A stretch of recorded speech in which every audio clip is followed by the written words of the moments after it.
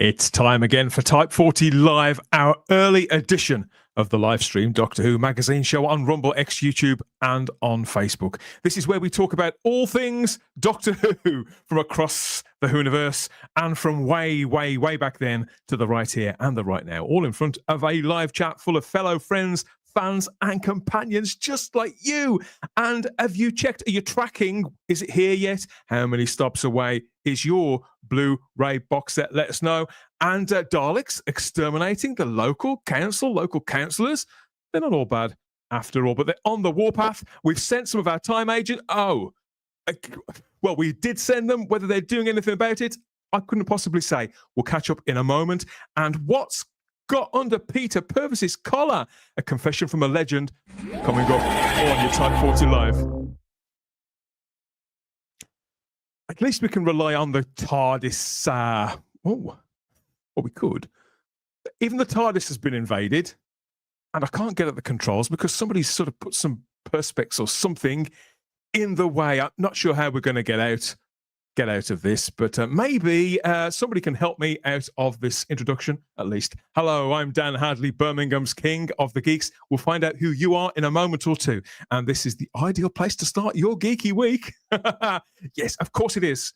And we have got a real treat for you this time. If you couldn't get there, some of us have, and we are bringing it before you on this edition of the show. So sit tight and get something warm to pour down your neck. And let's see where we end up, which motorway junction we have to get off to get wherever it is that we're going to go. So, yes, it's all coming up. And first of all, we're going to bring in some of the panel because we are a touch outnumbered here in this rather different console room. And, I think, how about starry-eyed girl Sarah Graham? I think that she'll be able to tell me what's what. I think she usually does. Hello, everybody. Hello, Dan. Hello. Yeah, I mean, doesn't it look glorious, Dan? And it was all lit up and everything. It was. That's the first thing you see. So you walk in. I know we'll get to this in a little bit, but you come up the stairs. You're in the entrance, and first thing you see is that console, and you just wow. I was wondering what that was. There's a bit of red, like smudge there. It's obviously some of your lipstick on the. Well, obviously, I was worshipping it. Yeah. Yeah, on the fluid link element, I would imagine. Yeah. So, hello. Really Oh no, have I done it already? Move on. Okay. How was your weekend? It was eventful, and that is all I'm going to say at this moment. Okay, we'll gloss over that. So you obviously got bail conditions, so everything's okay now.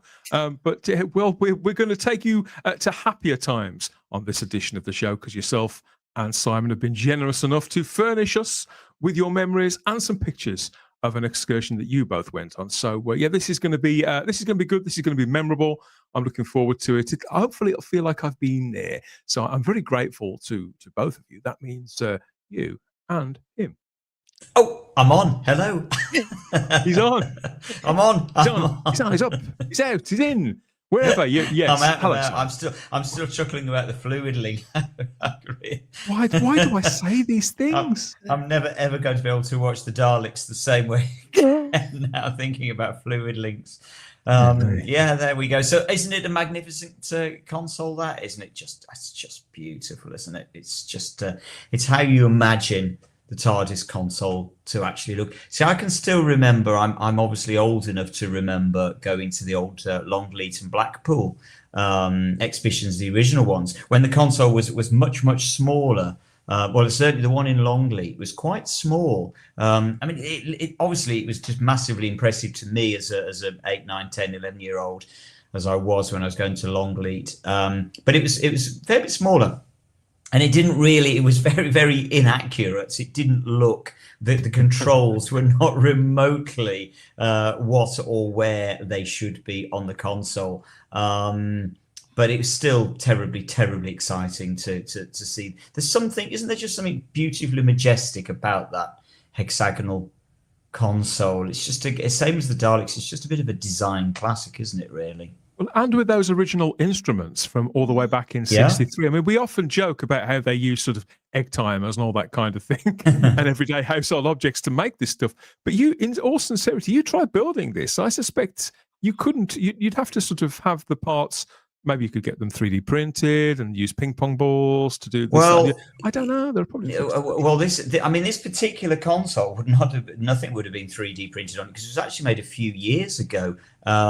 This was actually made by a friend of mine, Chris Petts, and he was one of the original Whonitics way back in the late '80s. And so Chris went on to work on the new series. He's a CGI artist on can't remember whether it's series 1 from 2005 or is it series 2 and 3. He did a couple of series that he worked on as a CG artist, and his name goes up on the credits. You know, I can't remember, as I say, whether it's series 1 or 2, but you'll see his name go up on the credits.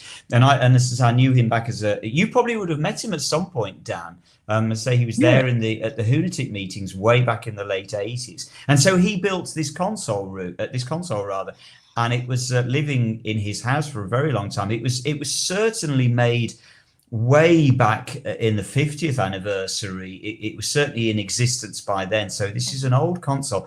I have a feeling it might have been used on screen in something. I can't remember what it might be. A documentary. It might.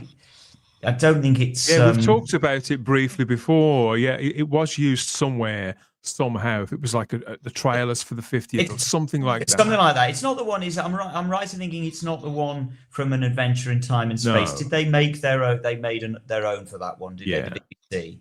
Yeah. Where's that one now? Where is that console from An Adventure in Space and Time? Is that? No, I did know the. Well, it was touring. I think it was had it gone to America? It was part of that Worlds of Wonder thing, I believe. Oh, okay. It's clocking up the mileage. It's clocking up the mileage, and we are clocking up the mileage already. We're off and running, which is criminal when we haven't got a full panel yet. Let's bring on the final combatant. In this edition of the show, it can only be Charlotte Shields. Of course, it is. I thought I was going to get a certain introduction then about clocking up a mileage, so you've done quite well. I would have slapped him for you, Charlotte. Good. I was like, come on, Dan, I'm waiting for but you were good. The scene from a Naked Gun film where Leslie Nielsen gets a slap coming in from each side. Yeah. And everybody in the chat and yes, lovely people. History lessons already, Charlotte, here on the original console design. I mean, if I tried to build one of these, I think I'd start with the ping pong balls, and then I'd go awry pretty quickly. Oh yeah, anything fiddly. If anybody knows me, they know I cannot do anything that's delicate or fiddly.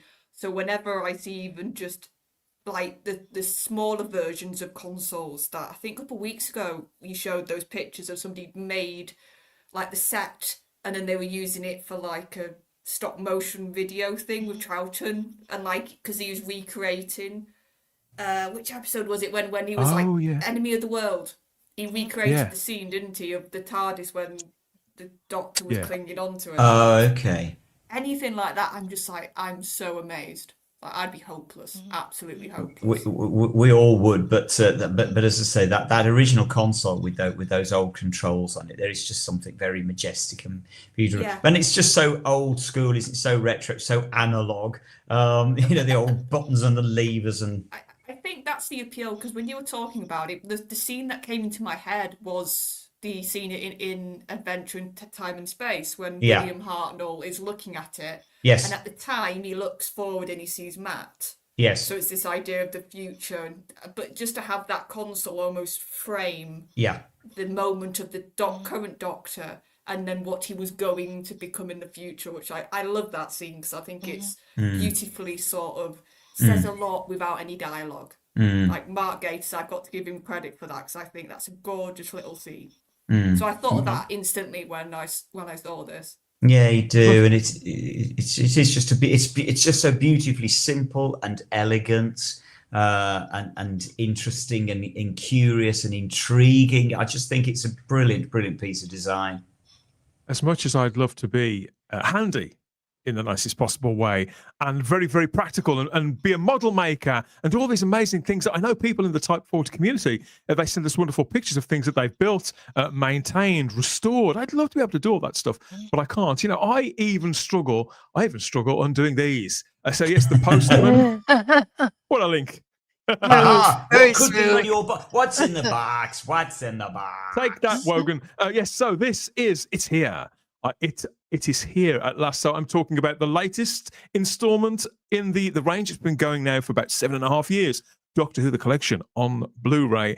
And like you and probably everybody, I've been waiting with bated breath for the post, for the tracker to close in on my location.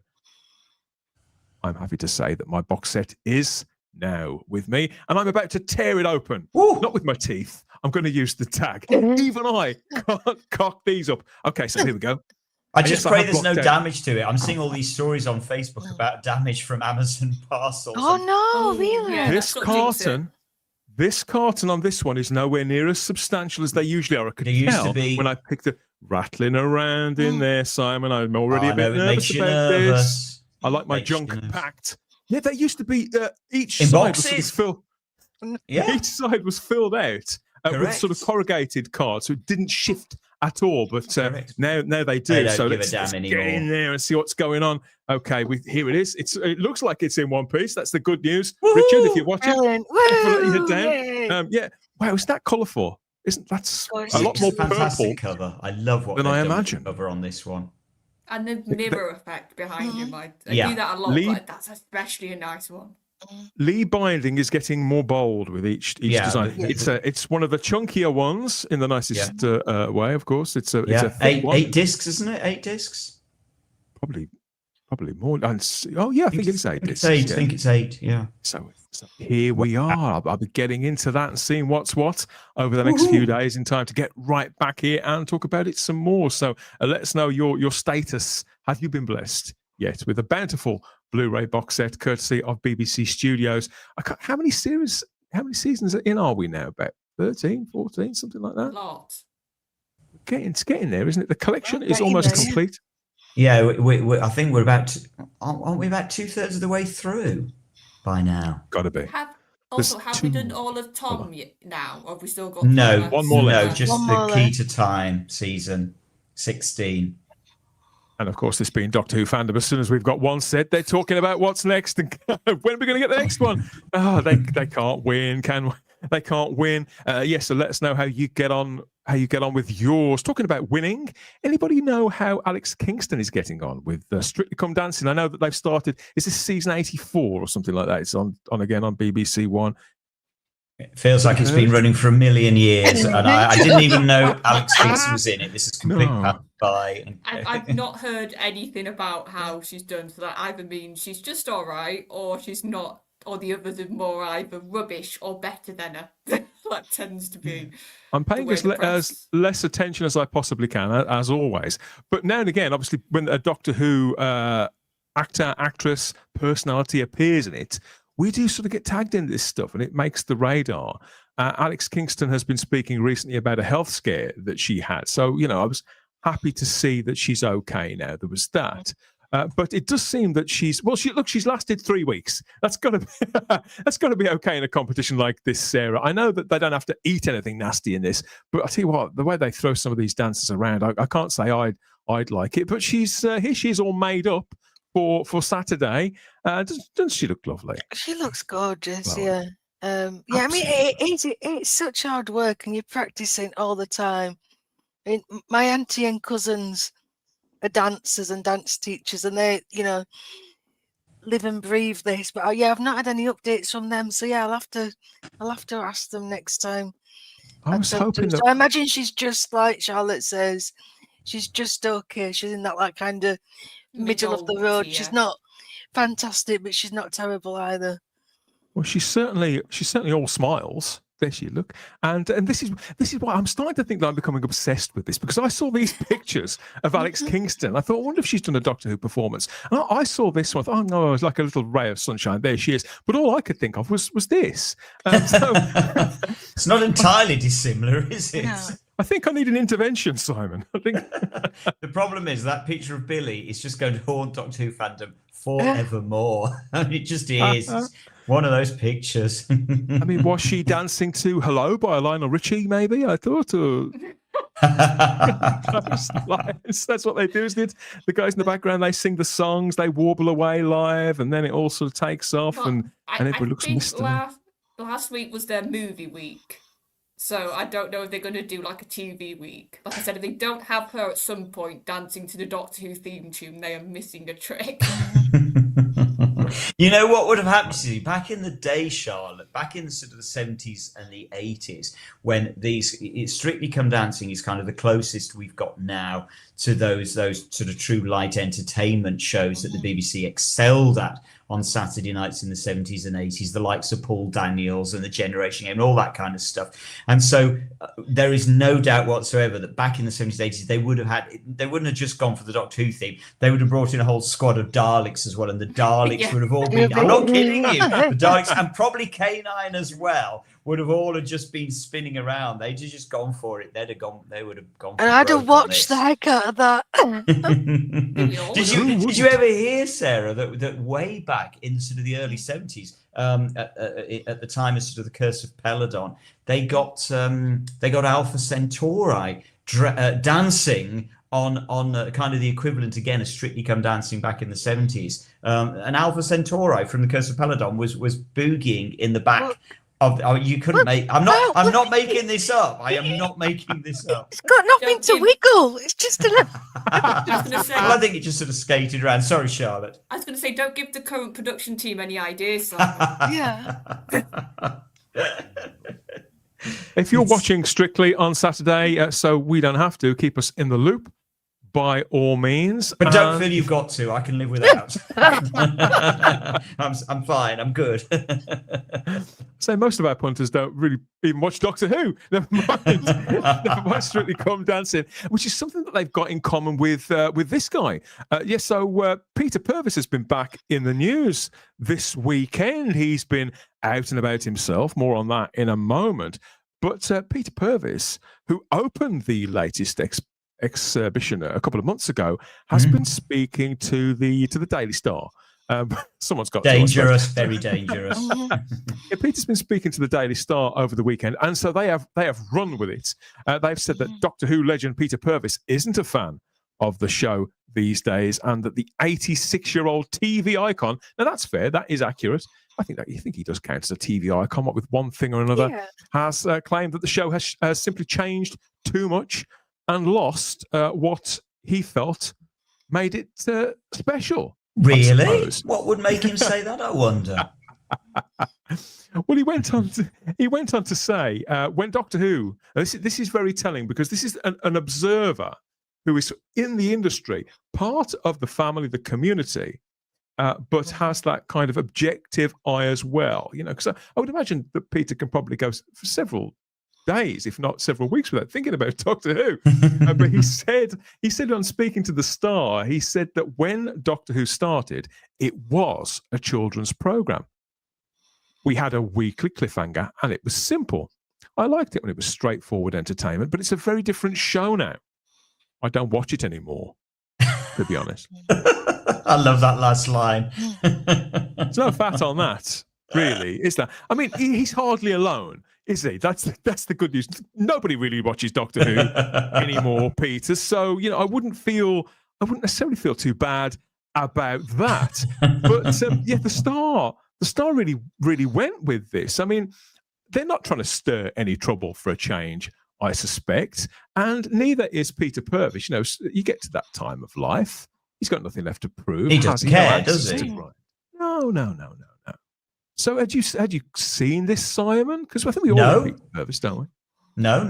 I completely passed this one by. You're quite right. I'm sure he goes weeks, if not months, without thinking about Doctor Who. But the thing is with Peter Purves, he's always been there, hasn't he? He's always stuck with Doctor Who. In certainly the past sort of 20 years or so, he's always just sort of rumbled along. He's not somebody that's ever sort of disappeared and gone off radar, as it were. He's always just been ticking along. I mean, I've even listened to some of the commentaries that he's done where he's moderated it. So these are DVD commentaries where he's not necessarily in the story, but the black and white episodes that he himself has then sort of moderated. So he absolutely is a bit of a. I don't think he's a fan. I think it would be unfair to call him a fan. He's not as crackers as us lot, but I think he's got a lot of love for Doctor Who. I really do think he has a lot of love, not just for the time that he was in it, just for the show and the idea and the concept in itself. And so I think it's very telling what he's saying there. As I say, he's a little bit like, Dan, do you remember when we met Michael Jaston at Hooverville, and he just didn't care what he said. Didn't give a shit. No, absolutely. And I think you just get to that age. I kind of feel I'm getting to it now, where you just don't care. You'll call a spade, and you'll be honest about it. And Peter Purves is there. He doesn't care. He's got nothing to prove. And he's got no axes to grind, and so he can just call it for what it is, and he can say it straight down the line, and that's what he's doing, and he does it very succinctly, and I think he speaks for a lot of us. So, well done, Peter. Nice one. I mean, you'd have been forgiven if you were Peter Purves for thinking that perhaps once you'd left it behind, that you would never have to talk about it ever again. Way back then, but here he is, all these decades on, so still playing the part here and there. And still being asked about it. He went on to claim that it couldn't go back now. It's gone too far to go back. I disagree with him there personally. I do disagree with him there. It's up for debate, isn't it, that one? I think it could absolutely go back. I see. You only really need to look at where the state of the show was at the end of the 80s when it was cancelled for the first time.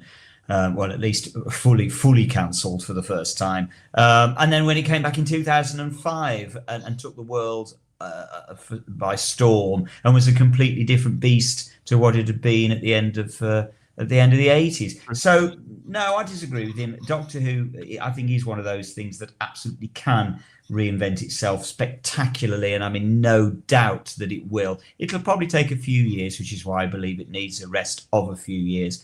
And then it will come back. I disagree. I don't think it's gone too far to come back, personally. Yeah, he's offered some sage words, I feel, as a man who's been associated with the show for a long time and has had that long career. He said it's very extravagant, and there are lots of special effects. You can see the money on the screen. It's a multi-million-pound production. It looks incredible. But it's not really Doctor Who for me. He did say I would love a cameo, but it won't happen. I mean, we won't now. Yeah. I think you pissed on your own chips there now, pal. But he was in that Tales from the TARDIS a couple of years ago, which I think that counts. I think he played the part beautifully, or recreated the part beautifully. So again, he's acknowledging the ways in which it has advanced, but what he's pointing at is that it's lost some of its soul, Sarah, I think, certainly for Peter.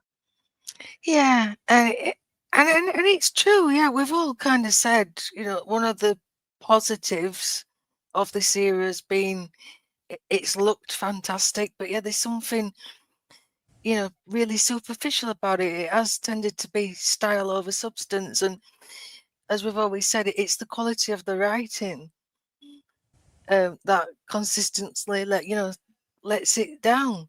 And that's where it's strayed. Doctor Who doesn't seem to know who its audience is anymore. I think Russell and his team had got a very set idea of what they thought the audience was, but that's not transpired at all.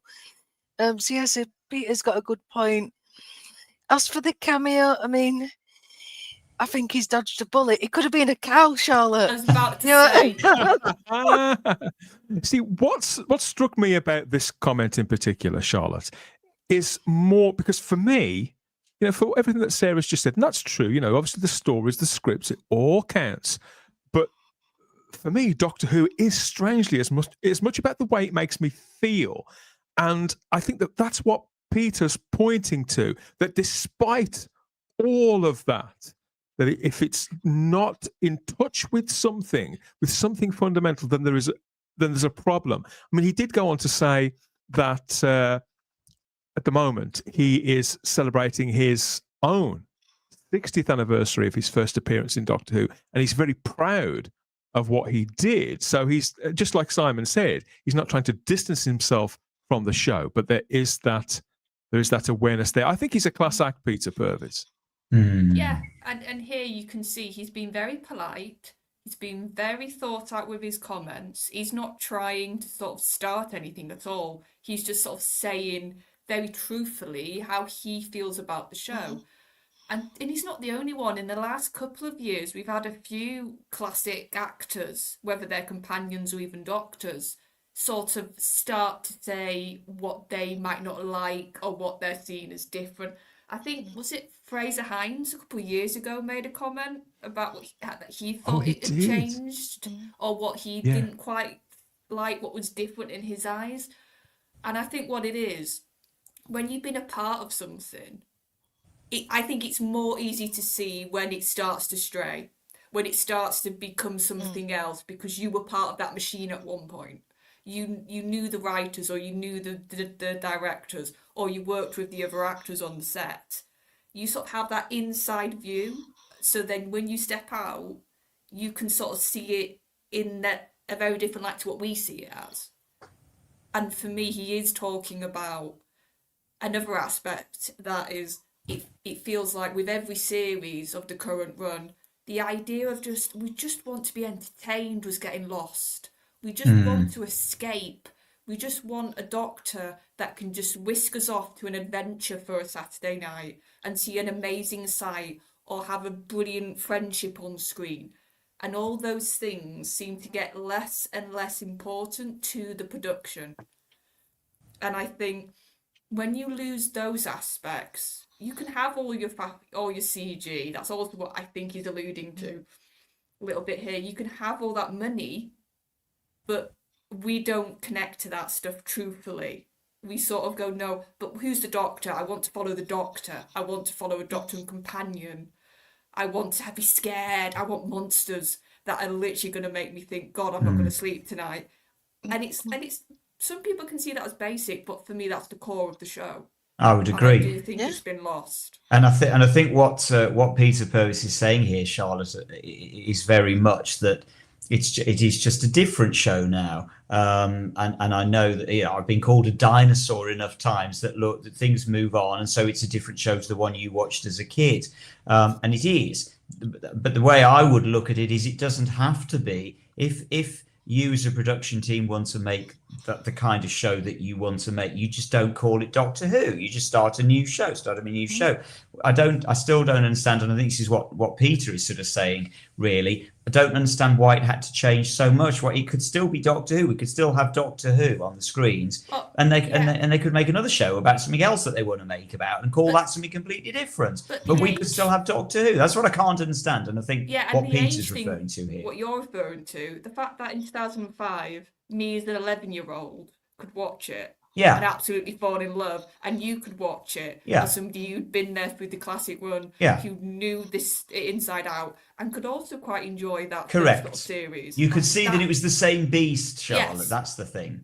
And the fact that both me and you, in such a different sort of starting point, could both sit down and watch the same television show and go, that's either, for me, this is a show I love, I want to watch it more, or for you to go, wow, they've done it. They've managed to bring it back, and it still feels like Doctor Who. Yeah, and that's the thing that I think Peter's talking about here.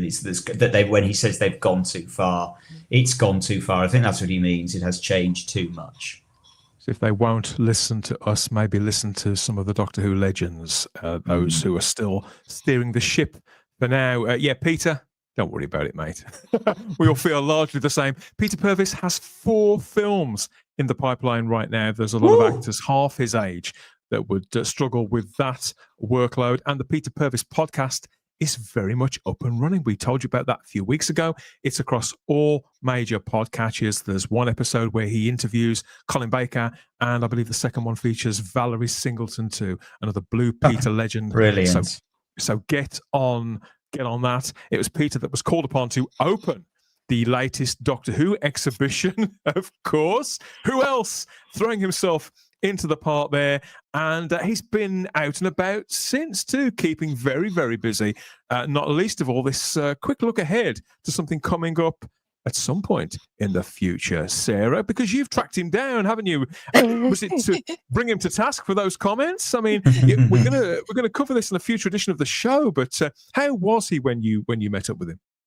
Oh, he's absolutely delightful. Yeah, he's so funny and charming, and yeah, he doesn't mince his words, as you've seen. He was very happy with that interview. We'd got a copy of the Daily Star in, and it got it was the centre spread, so it was quite amusing, and he was really chuffed with himself. I bet he was. Made the centre. I hadn't realised. Yeah, very. So he showed it, and all the audience went, "Woo!" You know. Yeah, it's very entertaining. Very entertaining. Yeah, and the pride comes through. I mean, obviously, he's had a illustrious career, continues to do so. It got lots of things to talk about. But yeah, the pride shone through what he did. And yeah, he loved his time on that. He loved Bill. Yeah, he loved Maureen. Yeah, it got lots of things to say. There's just too much for me to say. But yeah, I was enraptured because obviously I only really know him as Stephen Taylor, or doing Crufts, but Blue Peter passed me by. But there was enough in there. Yeah, listen to everything. The interval. He never got a break. Bless him. He had a coffee at a desk, and he spoke to everybody. He was signing things. He was taking pictures. When we first arrived, he was going up and down the aisles, greeting everybody. He was just so lovely. Yeah, fantastic. I can't wait to get the full debrief. We're going to see who we can bring in for that. If that doesn't tease you, I don't know what does. Thank you, Sarah. And that's not all. One of the other Type 40 foot soldiers has been out tracking more people down. Matt Pott has found her. So yes, the 15th Doctor couldn't manage to find her, but Matt has. This charming picture from Matt Pott's encounter with the Doctor's granddaughter herself, Carol Ann Ford. More details on that when Matt makes his way back to Type 40 Live here on YouTube, Rumble, Facebook, and X, and you can join in too in the live chat as ever. We'll be connecting with you in a moment or two. Previous editions of the show all up on the playlist. Our various deep dives, Ask Us Anything shows, focuses on different aspects of the series, the people both in front of and behind the camera, and our regular news roundups too. It's all there in the playlist. Go and check it all out. Not least of all, our last week's live stream. This was our big report on the exciting new breakthrough information from Film is Fabulous about the possible, imminent, maybe return of more missing episodes of Doctor Who after such a long time, well over a decade.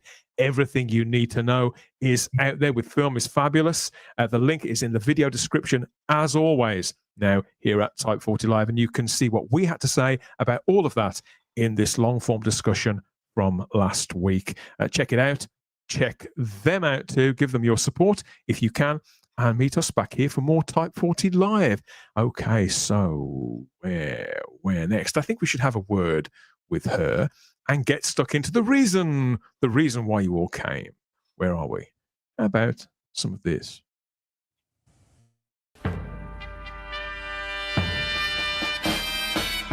Your name? Chris Eccleston. Where are you from? Salford. Your occupation is? Unemployed Time Lord.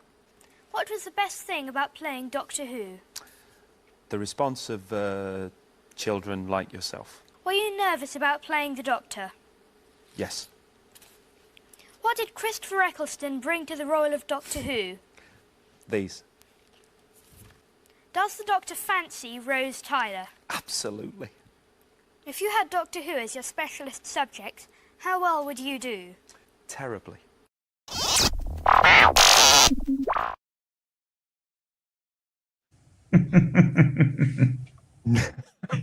It's good, isn't it? It's a lot of fun, that. So earlier on, we talked a little bit about Doctor Who exhibitions, didn't we? In that long history now, over 5 decades of Doctor Who exhibitions all over Britain and abroad too. Not just in sort of tourist destinations and seafronts, but in sometimes the most beautiful of places. Not least of all, as you mentioned earlier on, Simon, in Longleat House, there for that iconic event everybody claims they were at. Doctor Who's equivalent of Glastonbury, wasn't it? The 83 event at Longleat House. So this is a tradition, isn't it, that Doctor Who fans will sort of fill these beautiful places of historic interest, really, I suppose, with costumes and props and bodies. Yeah, absolutely. And it all started back in 1972 with so you're right, Dan, it's over 5 decades now. With the first exhibition, which was a BBC special effects exhibition, but that special effects exhibition at the Science Museum in London in 72 had exactly what we saw at the top of this show. It had a full reproduction of the hexagonal console. And that was the one that then ultimately went on to, I think that went on to Blackpool, or that might be the one that went on to Longleat. Can't remember. Anyway, it was reused at one of those 2 exhibitions. But so basically every Doctor Who exhibition since the first one has sort of had some recreation of the TARDIS console in some form or another. And this that we're looking at, this was Longleat House back in 83.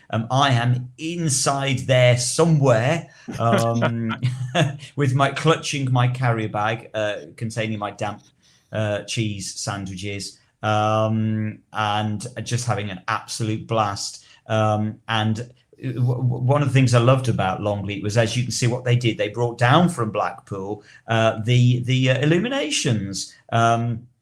Which the illuminations, of course, are just restarted in Blackpool again. And I understand that the Daleks at least are represented in the illuminations this year. And what I loved about these Longleat ones was, as you can see, what they did is they made massive reproductions of the Palitoy talking Daleks rather than you necessarily your television Daleks. That's what they are. They're kind of representations of the talking Dalek, which I just think is magnificent, and I just love them. But ironically, I never got to see them the weekend. I was there the whole weekend back in 83, back in April 83, but I never got to see the illuminations, these things that were outside, simply because I was inside. And what you're looking at now, obviously, is the queue to get in. And I think some people actually are still queuing up to try and get into it because they were there for hours and hours and hours, and some of them still didn't get in.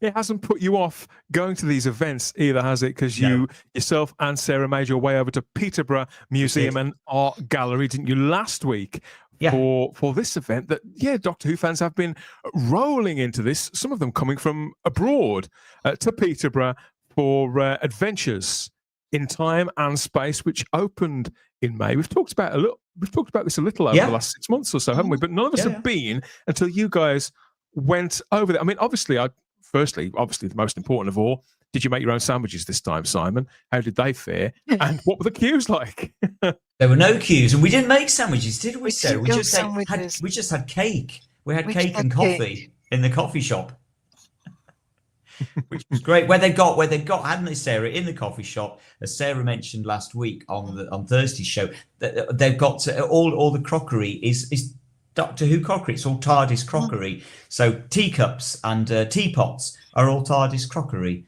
in the tea shop of the museum. So they've gone for broke, Charlotte. They've absolutely gone for broke on this. I suppose they knew that they had to, didn't they, for this? Yeah, they've lent into it, that's for sure. Being unofficial, because that's the difference, isn't it, between Longleat and the Doctor Who experience and all these other places, Sarah, is that this is unofficial, staged by the local council, but completely unofficial and separate from any involvement with BBC Studios whatsoever. Yeah, I mean, I think, as I understand it, obviously the BBC gave them their blessing and said, thank you for supporting the show. But obviously part of that was, they couldn't say it was an official thing because it isn't. So I think there was a couple of hoops to jump, but yeah, it's it seems to have gone down a storm, and it's actually done a lot better than first anticipated. Obviously, the endorsement of people like Peter Purvis does help in both Doctor Who terms and as his in status as a TV icon. That helps. But knowing that the screen used props and models and costumes and everything else there, it's about as authentic as it gets, really, without having the license. I mean, I was just thinking about what the people of Peterborough would have thought with various things being sort of dragged out the backs of cars and lorries and sort of put on mannequins and things like that. But this is all so terribly British, Charlotte. It's like the kind of, like village fates and all that kind of thing. I mean, I know they probably do things like this abroad, but nobody does it, I think, quite like the Brits, with so much, plenty of sort of heaving around and sort of, watching your lumber region, that kind of thing. Oh, yeah, and I think sort of because for a while we did have things like the Doctor Who experience that was a constant that fans could go to, or a couple of the touring things, but to have, once again, a proper exhibit, like I said, with all that costuming and all the accuracy and just how much stuff, I think we've sort of been starved a bit, because we love this as Doctor Who fans, to get close, to actually see. So to have this with this amount of stuff, I think they probably were a bit daft to think it wouldn't do well. Honestly, I think they should have sort of talked a bit more to the fan base, because we would have told them very clearly this is going to do very well. And I know lots of people in the live chat here on YouTube, Rumble, Facebook, and X, you've been too. So whilst we get some of Simon and Sarah's observations, memories, some brilliant pictures, and some videos in, let us know what you think of all of it as well. To me, to you, says Peter Harrington. Very And good. the Ninth Doctor just says, good evening, everybody. evening. Beautifully Hello, Ian. British adds the Zero Room. Yeah, I think so too. And Nick Horton says, if something like this ever comes to Birmingham or Wolverhampton, I'll go and see it. How far away is Peterborough, Simon? Because you're in Lichfield, aren't you? So Yeah. that's, It really wasn't too bad. It's a couple of hours is all it took us. And Sarah, you're a bit further north than us, but it didn't take you much longer than that, did it? It was about the same. Yeah, I was surprised. Yeah, it's a fairly easy run, isn't it? To be honest, Mm-hmm. it is a fairly easy run. And Peterborough was a lovely city, and stopping there was easy, and getting into it was easy. Although the weekend we were there, there was the marathon going on, wasn't there, Sarah? Yes, so, it was. so it was quite busy with people. We were looking at Daleks, and everybody else was looking at people running past, going zoom, zoom, zoom. So it was a busy weekend. it turns out the Nth Doctor is a fellow Longleat survivor. Simon, there who's you watching us go. on YouTube. We were there together. We might have passed as we were on our way between the special effects tent and the sound effects tent. Relatives living in March. Where's this? March, Cambridgeshire? Cambridgeshire. Yeah. We went to was good March, for the black actually. Jess Corbin, we went to, on our weekends there, me and my other half, we went to March and stopped for about 10 minutes, because there's not that much to do in March, to be honest. There's one high street. But yeah, we were there, Jess. We were there. The second time he met John Pertwee, says we've got lots of memories. Stephen Longleat. Braddock said for him it was 80 quid and a couple of hours each way, but I'm so glad I went. But the kind of thing, we go to these things, you're talking about them for decades afterwards. I went to the Blackpool one like twice, Longleat once, and I'm still rambling on about it after all this time as well. Just as maybe these memories that you two have now of going here, they're going to stay. They're going to stay with you. Look at how doctorish and about to companionship say- is. Is that your audition, Simon? Yeah, it might as well be, mightn't it, Charlotte? I mean, come on. Dear. You've Sarah's got to do companion. it. I'd watch Yeah, that. that was me trying to do my best. You know, You- Rose Tyler in Boomtown when she hugs the TARDIS. Yeah. That's what I was trying to do. Do we get away with that? I think actually, Sarah, we just about do get away with that somehow. I think you do get away with it. Yeah, I mean, you're following in the footsteps of Sophie Aldred, for example. Like Doctor Who legends Yeah. have been there, and it's also played host in the last 6 months to extra sort of events within the event, namely a bit of a book signing there from a friend of the show, Jeff Cummins. He was there signing copies of The Invisible Artist. So it's all going on. They've really thrown the TARDIS doors Oh yeah, open. absolutely. And Jeff, for a while, Jeff had an exhibition. They put an extra exhibition of a lot of Jeff's artwork, not just his Doctor Who artwork, but a lot of his sort of Radio Times artwork and his music artwork, etc. So for a while, yeah, there was a Jeff Cummins exhibition in the same museum. So you got to go and have a look at that at the same time. We missed it, sadly. It had just closed the week before. Extraordinary. Yes, so we're going to look at the pictures and see what you can tell us about the various things that Charlotte and I will have missed, that we're going to be envious of probably from now until whenever. I mean, it does seem that this has been done. I think when we see the images that you've sent, it's very clear there's a lot of real love here. It wasn't just a case of somebody looking at Doctor Who and saying, "Oh, that's phenomenally popular." I mean, firstly, it's not phenomenally popular anymore, but it's and thinking, we can make a few quid here. The love, the attention to detail, the thoroughness, and the fun it's positively buzzing just in these still images that you've been nice enough to supply for us all to see. Not least of all, in the talk of this scarf. So it says, "Thank you to the museum's resident knitting group." So they've got a resident knitting group who knitted a 50-foot replica Doctor Who scarf in support of the exhibition. The sign says it took around 6 weeks to create, and following the exhibition, it will be made into individual scarves and donated to a homeless charity based in Peterborough. I mean, and this image here that you sent, Sarah, this is the spirit of Doctor Who. Yeah, in a nutshell.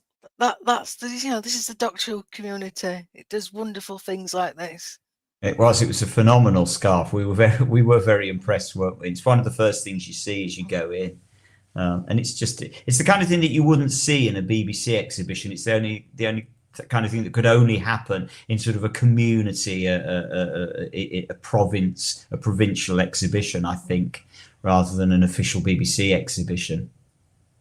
And any good Doctor Who exhibition has got to start with that console we talked about earlier on, hasn't it, Simon? I mean, how was this sort of walking up to it, and it's fully lit? It was amazing, and of course what you can't tell from the still images is that the lights all change. They're all moving, the lights inside the time rotor. And I don't know about you, Sarah, but it was the time rotor in particular that I was just mesmerized by, because you're this close to looking at the time rotor, and it's an absolute perfect representation, perfect reproduction. And it's just fascinating looking into this time rotor, all of this beautiful, clear perspex, and it was just gorgeous. I was a bit obsessed with the time rotor. It was like a moth to a flame. Because obviously, like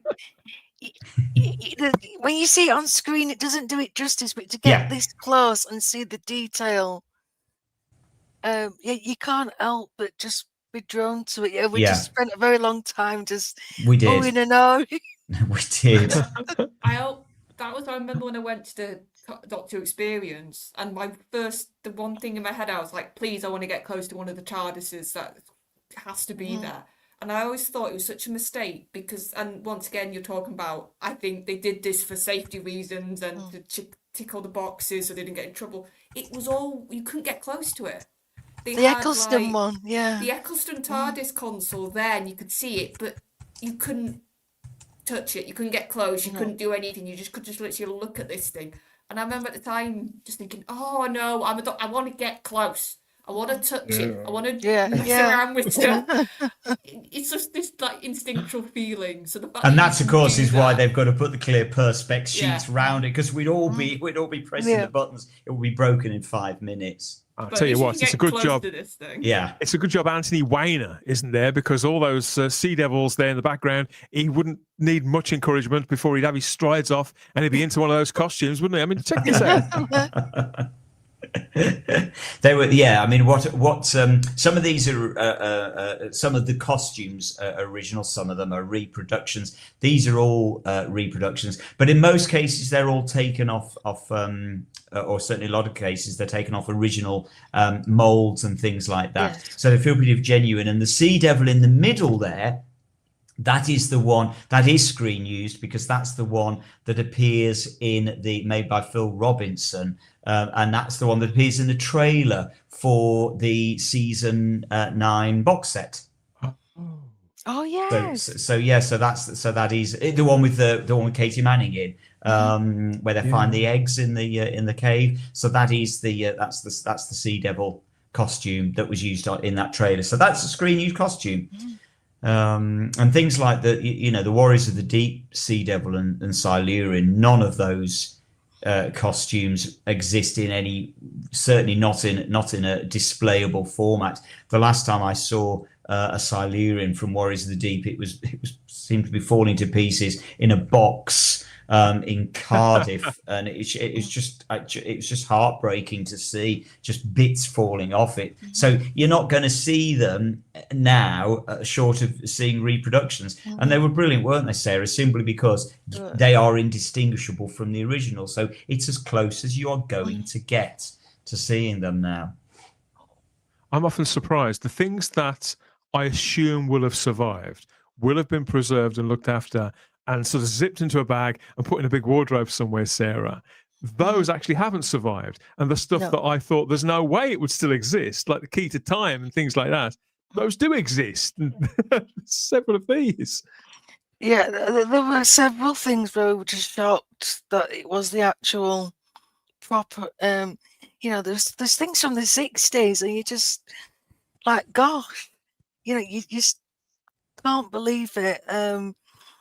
You kind of end up doing that cliched thing of, I can't believe it, and being there were lots of who's and ahs, we genuinely were. As we were going around. I mean, because there were various key to times made in different sort of formats. So as I understand it, this is one of the ones that was, because there were lots of replicas and reproductions of it within the show in various forms. But it's still a thing of absolute beauty, that original Key to Time. It's just, again, it's just a genius piece of design, just a beautiful piece of work. I don't think, I have a feeling that the Tracer was not original. I think that was a reproduction. But it doesn't matter. Again, the thing is with the exhibition, there is sufficient stuff in there, and everything in this cabinet that we're currently looking at, everything else in it was original. And so there is sufficient original stuff in there that it feels like it's got enough gravitas that even the stuff that is reproductions, you're just very generous towards, because it's so beautifully displayed. And as I say, there's sufficient that is original that you can just go along with the ride. You don't feel remotely like you're being hoodwinked at all. And they make very clear on the on the labels and that what is reproduction, what is original. So again, you don't feel like you're being taken for a ride at all with it. It's just a great experience. It did feel like a good experience in there. I wouldn't describe, because it's not like any of these Doctor Who artifacts are sort of literally priceless, but some of them are worth a pretty penny. What was security like? I mean, I did see, was this the guard dog? That is the original Fifi. That is Stephen Mansfield's original Fifi doll. So that's an original screen used one. And apparently the mechanics still just about work in it. And the eyes move and the head moves and the claws move. So yeah, that is the original Fifi. It's a lot bigger than you, man. It does look a lot larger than I was expecting. I mean, what I like about the pictures that you've sent is how much 80s stuff there is there too. Because I'm a huge 80s fan. That's my era. You'd love it there, Dan. 40 years of being told how, the 60s and 70s are where it's at. The 80s aren't really worth anything. But there does seem to be that same kind of luster now being attached to these items from the 80s, such as this poster too from the Happiness Patrol, which looks like it's been signed by a few people. Because to me, that is kind of iconic as well. And again, that's an original. It's the screen used original. So that was. what was nice about the exhibition, actually, it's got a lot of sort of showpiece items, things like the console, like some of the costumes. But then it's got these really fun little quirky pieces that you almost sort of walk past, and these are as you enter the exhibition, and you're so eager to get to sort of the TARDIS that you can see at the end that you almost walk past them. And I'm sure people have missed these as they go past. But and so it's those beautiful little things that you just suddenly spot, maybe as you're leaving or on second viewing, you suddenly realize what you're looking at. So it's a very rich exhibition. There is just so much to see there. It isn't just the showpieces, the sort of kind of showstoppers, as it were. It's these little quirky story pieces as well that are interesting. They'd also got there on the opposite wall, they'd got one of the original Mona Lisas there from City of Death, and it is one of the original prints that they had made. We've got that coming up. I mean, you'd never have thought in your wildest dreams you could get anywhere near a lot of this stuff when it was on screen when you were a kid. And I think that, you know, these kind of events, these sort of installations, exhibitions can make people's dreams come true. And in this case, Simon, your nightmare too, because this scared the life out of you when you were a kid, didn't it? The white bat. Spot on, the white bat. Yeah, that's what I used to call it when I was a 4-year-old. Bok. And this again, this is obviously reproduction, but this is again one of those that's taken from the original molds. And so this was quite something for me to come face to face with this, because this as long-time viewers of the show will know, Bok is my absolute earliest memory in life. I mean, that's it. This is where my life starts, was with Bok. I have no memories earlier than this, but I remember this the Bok so clearly. And I used to refer to it as the white bat. I was scared of the white bat, Charlotte. I was absolutely terrified of the white bat as a kid. And so it's like all of these little things, like I said, whether it's a poster or masks or things, we've all got our personal attachment, wherever that is, whether you're scared to death, whether you sort of quite adore a monster, or like you said with the 80s stuff especially, even when you're watching the 80s episodes, it was so sort of interesting, even if maybe the story wasn't grabbing you, the set was at least, or there was something in the background that you were like, oh, that's interesting. So it's always something memorable. So I think, and here's the other thing, like with the official stuff, I think they have to be very careful what they do show, and it's sort of like you said, they tend to go for, here's the console, here's a Dalek, here's some doctor's costumes. They wouldn't think to, here's a random poster from an episode, let's put that like, they just wouldn't think that way. So that's what's lovely about this sort of setup.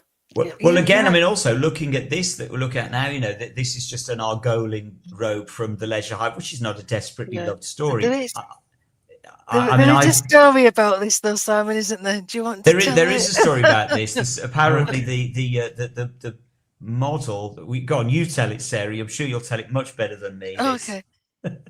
We thought it was a joke at first, but apparently it is true.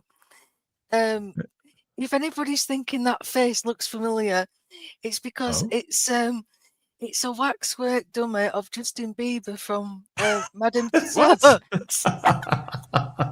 That they've stuck an Argolian wig on.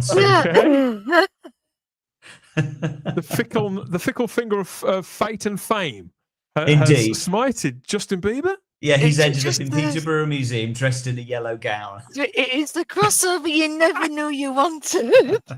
If he's on X, somebody should send him this. Somebody should send it to him. I think he'd probably sue, to be honest. It's probably best not. He'd probably have Peterborough Museum closed down.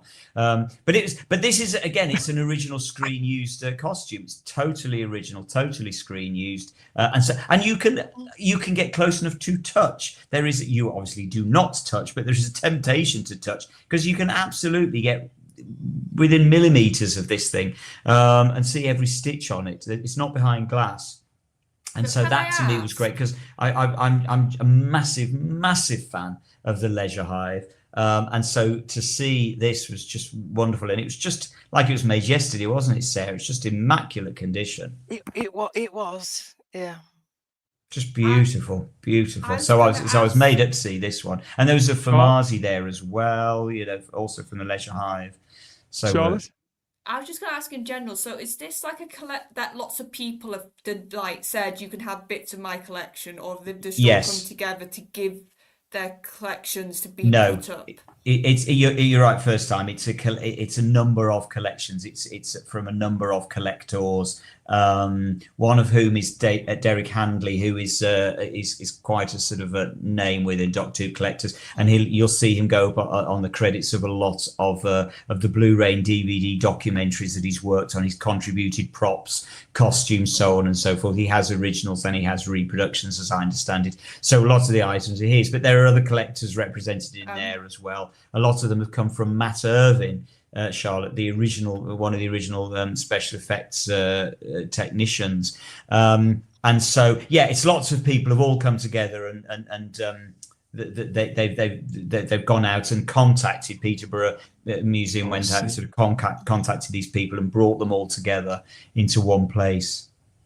That must have taken some working together. Oh, 100%. Because like you can tell the amount of time these people have, years and money and love and all that. So to trust and to go, we're all going to trust Peterborough Museum. Totally. And we're all sort of going to just put egos possibly to one side or personal feelings and say, no, let's just all work together because we want this stuff to be on display as in the best way possible. Yeah, totally. And because, as I say, a lot of it is not behind glass. This that you're looking at the moment isn't behind glass. You're close enough, again, to touch Davros. Obviously, nothing that we're looking at the moment is original. These are all reproductions. But again, you can just see the detail in them. And I think well, I'm assuming that the mask on Davros is taken from an original, a copy of the original mold, simply because it couldn't be any better if it tried. I'm sure it must be from the original mold. And the Dalek, as I recall, the Emperor Dalek from Eve of the Daleks that you're looking at there, that was taken, I think, from the original plans. So again, it's as accurate as it can possibly be, and it's the correct height for how it appears in Evil of the Daleks. So it's as close, again, it's as close as you're ever going to get. I'd always wondered about how big it was in relation to the actual Daleks as well, Sarah, and to see it all there, because what's left of those episodes, it's hard to make it out in some ways, and there's lots of Daleks around too. It was again. This was another showstoppers. You turn the corner and that Dalek Emperor, it's just there, and you just kind of just have to stop. You've got your mouth hanging open. But it's like that all the way around, isn't it, Sarah? We're not exaggerating. God knows what we must have looked like on security cameras. Somebody was having. There are three large rooms, and each room you go into, it's just like, I can't believe they've got that. It just gets better and better. We also have a little story about the Dalek Emperor as well. What's on the top of the head of the Dalek Emperor? Oh gosh, yeah, that was we found out that the original Emperor Dalek from Evil of the Daleks, the dome on the top of the head of the original Emperor Dalek, as used on screen, is a Chumbly. There we go. You can just and now you can maybe just about make it out. They've obviously reproduced it on this replica. But apparently, back in '67 when they made the Emperor Dalek, they cannibalized a Chumbly from Galaxy 4 and used it to stick on top of the Emperor Dalek. And as I say, now you've pointed it out.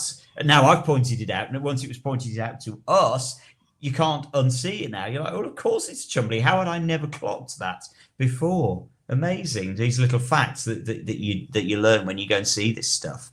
It's amazing. Seeing this design up close as well, Charlotte. Now we know that weren't even there, but seeing it like this, it has a power to it that I think that the redesign in the new series didn't come close to this. It's missing something. I don't know what it is. I think they should probably have stayed with that. It's when you see it all sort of laid out, and there were new series Daleks there too, and yet it's that Emperor Dalek that's the main event, I think. I think in the new series they just wanted they knew they had CGI, they knew they had the effects to actually do this idea of an Emperor Dalek, so they just concentrated on that. Whereas if you look at that, and the other thing that I also felt whenever I've seen just images or pictures of from the classic is I can tell that in a way that the Emperor is almost the father of the other Daleks. You can see it in the design, you can see it in the colours, you can see sort of the thought that this thing has to relate to the other Daleks, whereas in 2005 I didn't really see the Golden Daleks in the Emperor Dalek. It was just, here's a big old version with a actually like the inner Dalek being revealed a little bit. Like that's all I got from it. Was here, like I said, it's almost like the relationship between head and child, or father and son, almost. Yeah, I see what you mean. The new series Daleks were represented, Sarah, happily. These were, I think, if I was wanting to see one that I've never seen before, it probably would have been the Black Dalek. But the Paradigm Dalek is there too. So, yeah, how did you feel about all of this, being in the presence of so many Daleks? Just excited, yeah. Like I said in the live chat, I was like a kid in a sweet shop, just seeing the different ones. And obviously, you know, the Black Dalek set from the Cult of Skara. Obviously, I've got a lot of affection for that because this is from my series. The bronze one, the red one, not so much, but it's nice to see anyway.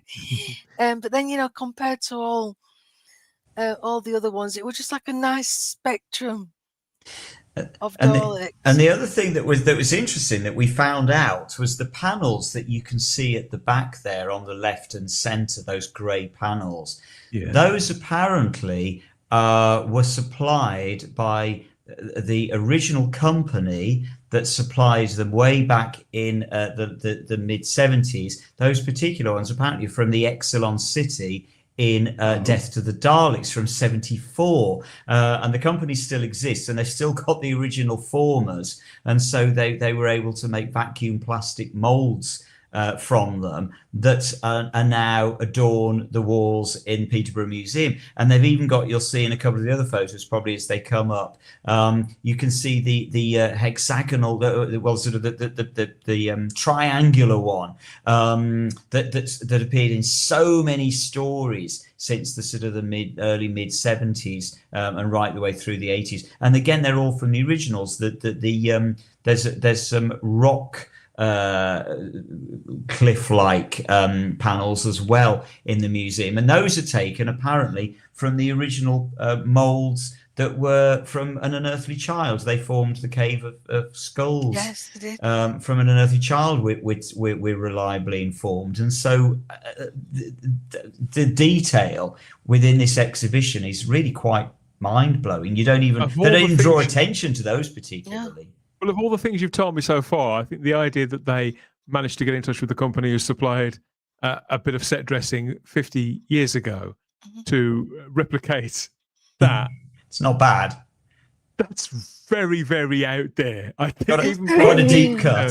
It's these could have just been blank walls or just generic, but the fact that they went the whole hog, and again, you were just kind of taken aback. Meanwhile, Simon's trying to figure out whether he can get them in his house. I am. Some interior design. I would have contacted his company and get them to send me some copies of them.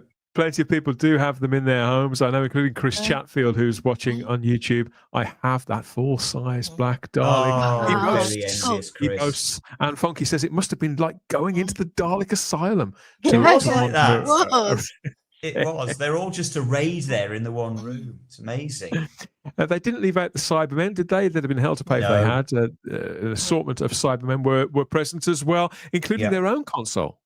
Two massive displays of Cybermen. Oh, by the way, those panels in the back, apparently, I think those are the ones that we used in the freighter from Earthshock. So again, those are taken from original molds as well. And yeah, there's a reproduction of the Cyberscope from Earthshock, but also two originals. So the cyber controller that you can see there right in the center of the picture, that is the original costume apparently from Attack of the Cybermen, as worn by Michael Kilgarriff. And Right. also one of the 2 Earthshock Cybermen in that picture is also original. I can't remember whether it's the one on the left or the one on the right. Can you remember? So I think actually it's the one on the right. I think it's the one on the right, because the one on the far end, that's Silver Nemesis, and that Correct. again, that's another original. Yeah. And so there's 3 original Cybermen that you're looking at there. And again, close enough to touch. And great lighting on the Cyberscope as well. It's beautiful reproduction of the Cyberscope. There we go. That's two reprobates Living the that dream snuck there. Very much so. But you can see how close up to this stuff you can Yeah. get. And again, there's no glass there. It's you're right up against this stuff, and it's very, very trusting, as you say, Dan. You can see there is a little "please do not touch" sign there hanging from the Cyberscope, but they're very, very trusting, and there's no guard. There's no security guards around there particularly. Oh, this was amazing, because apparently this is that Sarah is pointing at. What is that, Sarah? It's a quark. And apparently the body is an original screen used quark. The rest is reproduction. Right. But the body apparently is an original. Just amazing. So you do seem even closer to the quark than you did. You try and hug it? No, I wasn't allowed. I didn't want to set any alarms off. But as you can see, we're kind of like the right side. Oh, and there's the clip. There's the rocks in the background that apparently are taken from the Molten and Unearthly Child. And obviously you've got an Ice Warrior there on the left, and a 2 Doctors Sontaran. I'm trying to remember, I think that was an original costume, wasn't it, Sarah? The 2 Doctors Sontaran, I think, was a screen used original. And the gun that you can see, there we go, the gun that you can see the Sontaran holding, that apparently is Gareth Jenkins' gun when he was given the gun on the Fix with Sontarans on the Jimmy Savile program. That is the gun. That's the rifle, because they use them in the 2 Doctors as well. But apparently that is the one that was given to Gareth Jenkins. I was going to say, wasn't he given it as a present? So has Correct. Gareth? Is he one of the sponsors of the event? No. Apparently he relinquished ownership of the rifle many years ago. I hope he sold it for a lot of money. I do hope so. So not sure who the new owner is, but yeah, it's no longer belongs to Gareth Jenkins. I think, as I recall, I think he might even appear in a documentary on the Blu-ray of the 2 Doctors, sort of mourning the fact that he let it go. I think he does regret letting it go now. But well, maybe he could just pop into Peterborough. I'm sure nobody would. No, actually, I'm not going to encourage him to steal it. You might be tempted. People on YouTube, Rumble, Facebook, and X are loving this sort of tread through the exhibition at Peterborough, Adventures in Time and Space, and some of the images do move. You've shot some video as well, so we've got some of that coming up. Complete with the glowing eyes, and if you can just see over here, we've got the hand. Fantastic. And we've been reliably informed that it is a cast of the original. Who was the person again? It's the original Marcus Scarman, servant of Sutek. Just there, that is the original mask. And it just looks absolutely incredible. I'm so excited. And this is an original from the 2 Doctors. Original outfit from the 2 Doctors. Amazing. I'm so excited, I forgot my words. Yeah, I know, and I was so excited that I misunderstood your question. And so to correct myself there, yeah, it was an original. Apparently, the hand of Sutek that is holding down the cushion was taken from the hand of the floor assistant used from the show who was holding it down. So it's about as I know it's just a bit obsessive, isn't it? This is really deep dive stuff. This is so yeah. But yes, also what got me very, very excited, and that's why I got completely the wrong end of Sarah's stick there, was the servant of Sutek. That is apparently the original mask from Pyramids of Mars of the servant of Sutek. There we go on the left hand side there. That's the original, and I mean I just have the most vivid memories of that particular mask from when I was about 7 years old, watching Pyramids of Mars back in '75, and that mask on the left, the servant of Sutek, just terrified me as a kid.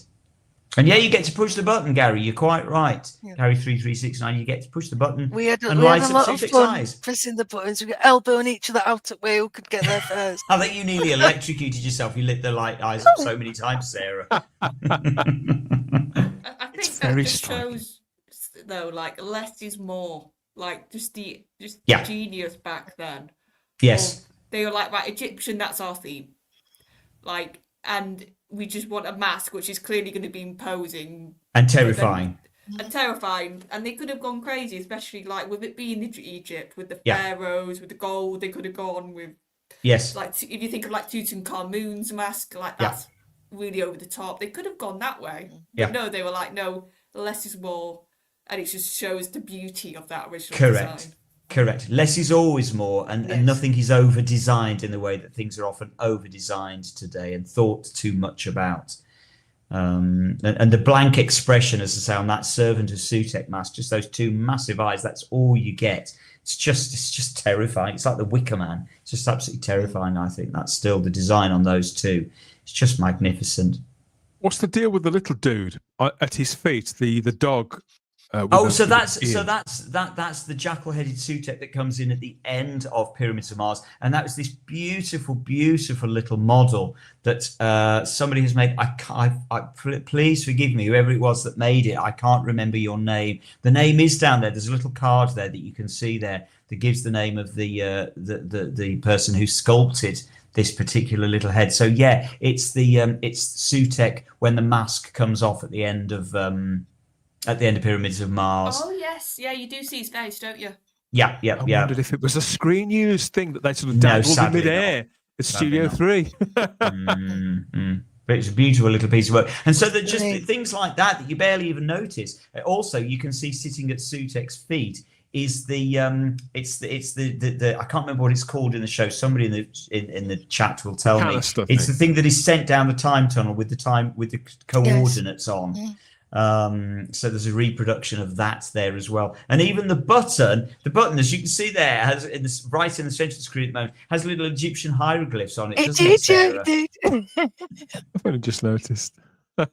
Just two little strips of Egyptian hieroglyphs. It's things like that they've just really thought about this. They've gone the extra mile on it, and so it just keeps getting better. You just keep finding more things. That's why we were in there for so long, because there's just so much to see. Absolutely drizzled in TLC. You mentioned the Mona Lisa. Oh yeah, there earlier. we go. There we City go. of Death.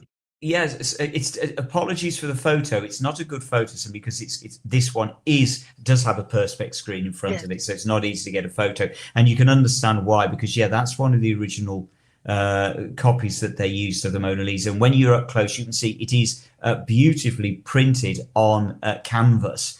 So you can see the canvas so clearly. And what was particularly magical about this, you can see top left, Lalla Ward has signed it, and top right, Tom Baker has signed it, and they've both signed it. There we go. In 1979. Happy days, says Tom at the bottom there. And so I think I just found it particularly moving because it had been signed in 1979 at the time of production, rather than if it had been signed recently at a Comic-Con or something like that. It wouldn't have quite the same cachet. But the fact that Tom and Lalla signed it when they were in love in 1979, at the time of production, it just seemed particularly poignant. And for it to have survived all these years. Whoever John is, not sure. John's a very, very lucky person, whoever it is that owns that. Just beautiful. I'd give anything for that. It's just a lovely piece of history. Like literal history. Yes, in every sense. You say to have put the date on it all the way back then, when the Appreciation Society was up and running, and Doctor Who had a presence abroad, but it wasn't the machine. It wasn't as pushed and promoted as it would be sort of 3 or 4 or 5 years later under JNT. But I suppose that whole market was starting to expand.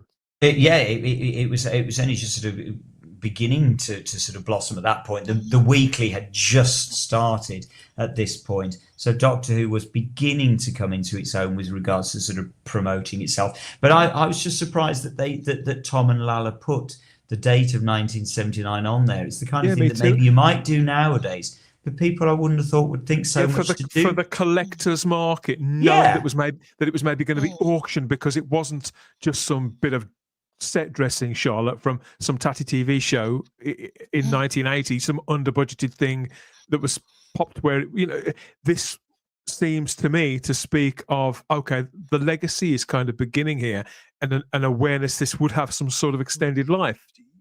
Yeah, and I think if any Doctor would have started to see that, it would have been Tom, because in the classic run, he was the one that caught fire like no other Doctor before him. He was the one who would. You see so many pictures of him like at school events or surrounded by people. Like, sort of when it comes to Tom as a person, I never picture. It's funny, if I've got like a snapshot in my head, he's never by himself. He's always surrounded by a crowd. Yeah, you're right. Yeah. So he was the start of that, of the Doctor sort of being this figure outside of the show almost. So it would make sense that he would probably be canny enough that early on to think, I might put a date on this. Maybe. But I do think it's lovely to say that Tom and Lalla were deeply in love at this point. This is when they fell in love. So this prop, for such a simple thing as a bit of perspex with a couple of screws inset into it, this would have had me positively geeking out. Now, I have seen versions of these. I've certainly seen new series stasers in the past, but I don't think I've ever seen a classic one. And this does look original, Sarah. I have never seen one of these either. And yes, as I understand, this is an original from the Deadly Assassin. I'm with you on this one, Dan. This one slightly blew me away. And the irony of it is, it's tucked right away. And this just goes to show sort of the depth of items in this exhibition, because it's just right at the bottom of a glass cabinet, just sitting there in a corner. Almost you wouldn't even notice it. And so that just goes to show, as I say, how much stuff is in there. I think that is a new series Gallifreyan staser in front of it. Again, I'm not certain on whether that's screen used, but certainly, this one from Deadly Assassin, as I understand, is. And you can see that little canister, the little red canister. As I recall, that was one of those little gas bottles that I'm really aging myself now, that they used to use to make beer fizzy back in the 70s. They used to have what they used to call party sevens, and there were these seven pint cans of there we go. Peter Harrington's on it with me. Party sevens. There were 7 pint cans of beer, and you had to use one of these little gas canisters to make it fizzy. And that's what it was. And anybody who grew up in the 70s remembering these party sevens that would come out at Christmas every year. At Christmas, it would take about 2 hours for your uncle and your granddad to try and get into this party seven. I'm not kidding you. And fit up this little gas canister and a little tap to try and pour out the bit, and it never ended well. I mean, when you think about it now, it's a wonder homes didn't get blown up by these things. More weaponry too. This one, I can't quite place this. Oh, Dan, this longer gun. Is it from the War Games or something like that? No, it predates even the War Games. That Top Gun is from Galaxy 4. Oh, indeed. So that one, I'm reliably informed that the bottom gun is also from Galaxy 4, but I don't recognize that one. But the top one is from Galaxy 4. As I recall, it also appears in Destiny of the Daleks, I think.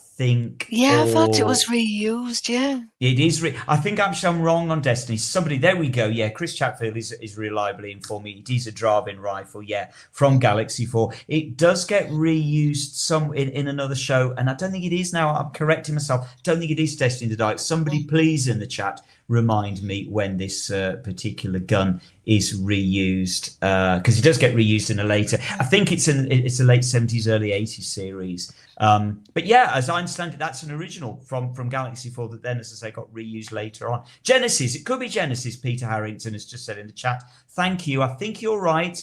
It's a Thal. I think they do use it. It's a Thal gun from Genesis, as well as having been, as I say, originally a driving rifle from Galaxy 4.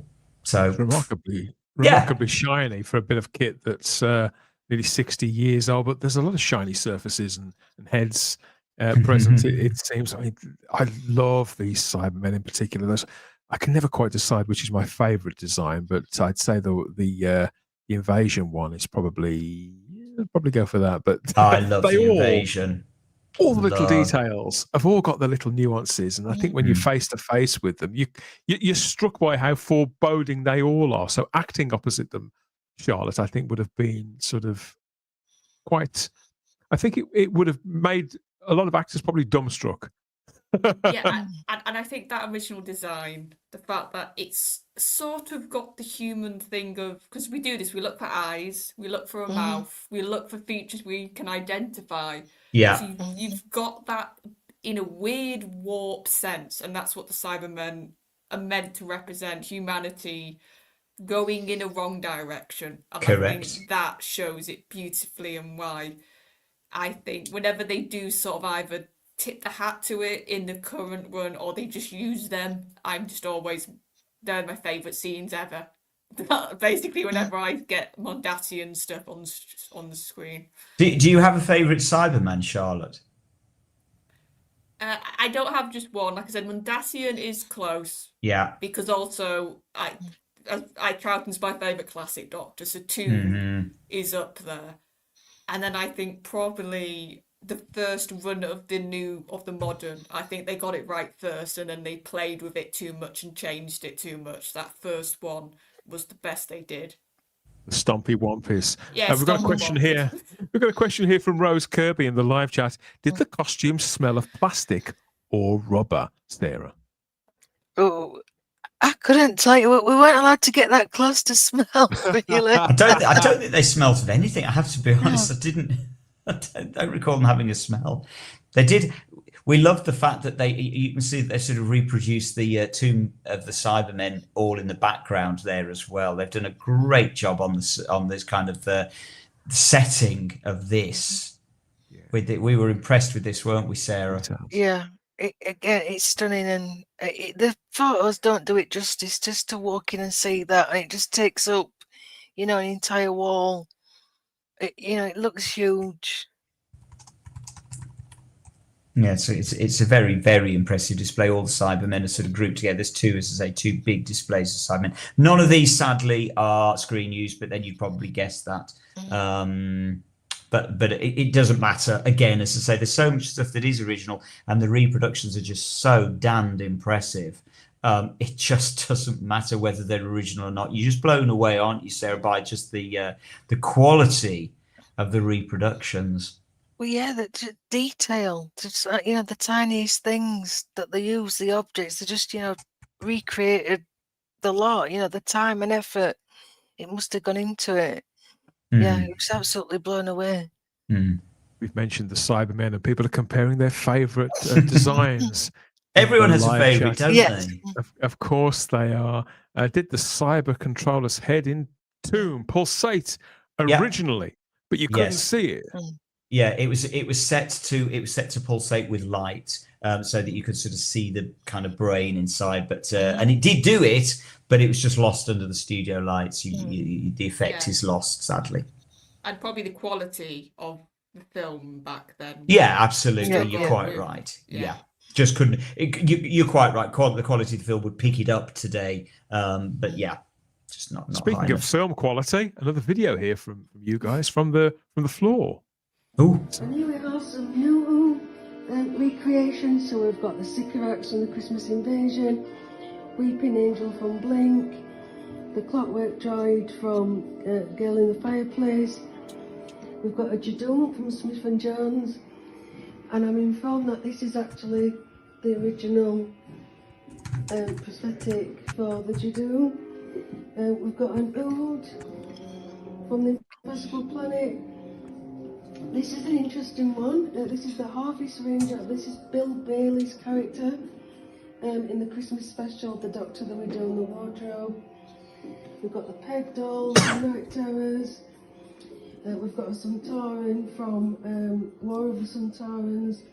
But this is the real gem, and this is purely just for our dear Charlotte.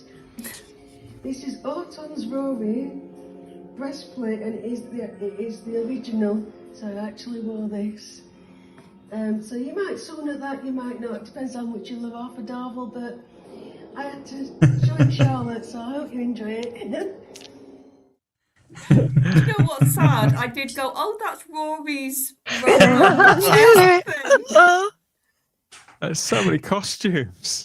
Yeah, and these are everyone that you can see here apparently is an original. Original season 17 Tom Baker, season 18 Tom Baker, obviously original Colin Baker. And the one that I was particularly impressed with is that one on the left, which is of course Lalla Ward's costume as Princess Astra from the Armageddon Factor. And that was the one that sort of just blew me away, simply because, you know, you walk into a Doctor Who exhibition and you kind of think, okay, I know I'm going to see some scarves. And so I did not in a million years expect to walk in and see Princess Astra's costume from the Armageddon Factor. It was just a little bit out there, just a bit left field and very, very unexpected. And these are behind glass for obvious reasons, with them being originals. But you can still get right up to the glass, so you can get right up close and personal with them. And again, the detail on that Princess Astra outfit, you can get right up to and see, and the detail is amazing. And the quality still, the condition it's in, just incredible. Just some of the ones I've seen, because I have seen several outfits and props and things. Some of the costumes they wear poorly, but these looks really vibrant and have held their shape. Yeah, I'm not sure whether the I'm guessing, but I don't know whether the scarves are original on the two Tom costumes there. They could well be reproductions. I'm not sure. In fact, I'm not sure if all of it is original or whether there are elements of it, but certainly some of it is original. And for example, the hat that from season 18, right in the middle of the picture there, that you can clearly see is original because it's had a bit of wear on it. But still, the shirts were original as well, weren't they, Sam? Correct. You tell they were like discoloured and You're right. The shirt on the shirts season 18 outfit with the question marks on, that one it apparently is original as well. You get, again, going around the exhibition, you almost get to the point though where you're not even asking the question anymore of what's original or what isn't, because you're just so blown away by whatever you see, and the quality is just so high on it that it doesn't. Of course, it matters whether it's screen used or not. But you know what I mean? It'll matter more to some than others. I think it's the way that it makes one feel. Yes, it's the experience itself is just so mind blowing that almost, as I say, it's not that you're not bothered whether it's original or not. It's just that you're so blown away by the quality and, as I say, the variety of what you're seeing that it doesn't matter. It's just a great experience to see it all. Just mind blowing. Here looking at the Sixth Doctor's costume. I mean, that's grown on me over the years, but matching it with the red tie in particular, that always reminds me very specifically of the trial of a Time Lord season. And there was a real jaw dropper, wasn't there, from season 23 there present. You know, Sarah, you mentioned it to me pretty much as soon as you got back, and then sent some pictures along of the spacecraft here, the trial spacecraft. So standing at the foot of this, I mean, it looks big in this picture. It's probably huge, Sarah. How did this strike you? It's just another showstoppers. Like in every area there was the showstoppers. You got the console, the Dalek Emperor, and this, and it's in the middle of the room. You're just drawn to it. Obviously, we knew immediately what it was, but seeing Simon's face light up like a Christmas tree, I did. And I think, anybody, of that time of 80s Doctor Who, just to see it, the size of it, the detail, of it. I mean, look at that. I mean, the only thing that could have been possibly made it any better was if it had got little lights in it. But that's by the by. It's just absolutely stunning. And it is, Because you're right, so it's absolutely massive. It actually doesn't look that big on this photo, but it's looks massive, huge. isn't it, Sarah? It's huge.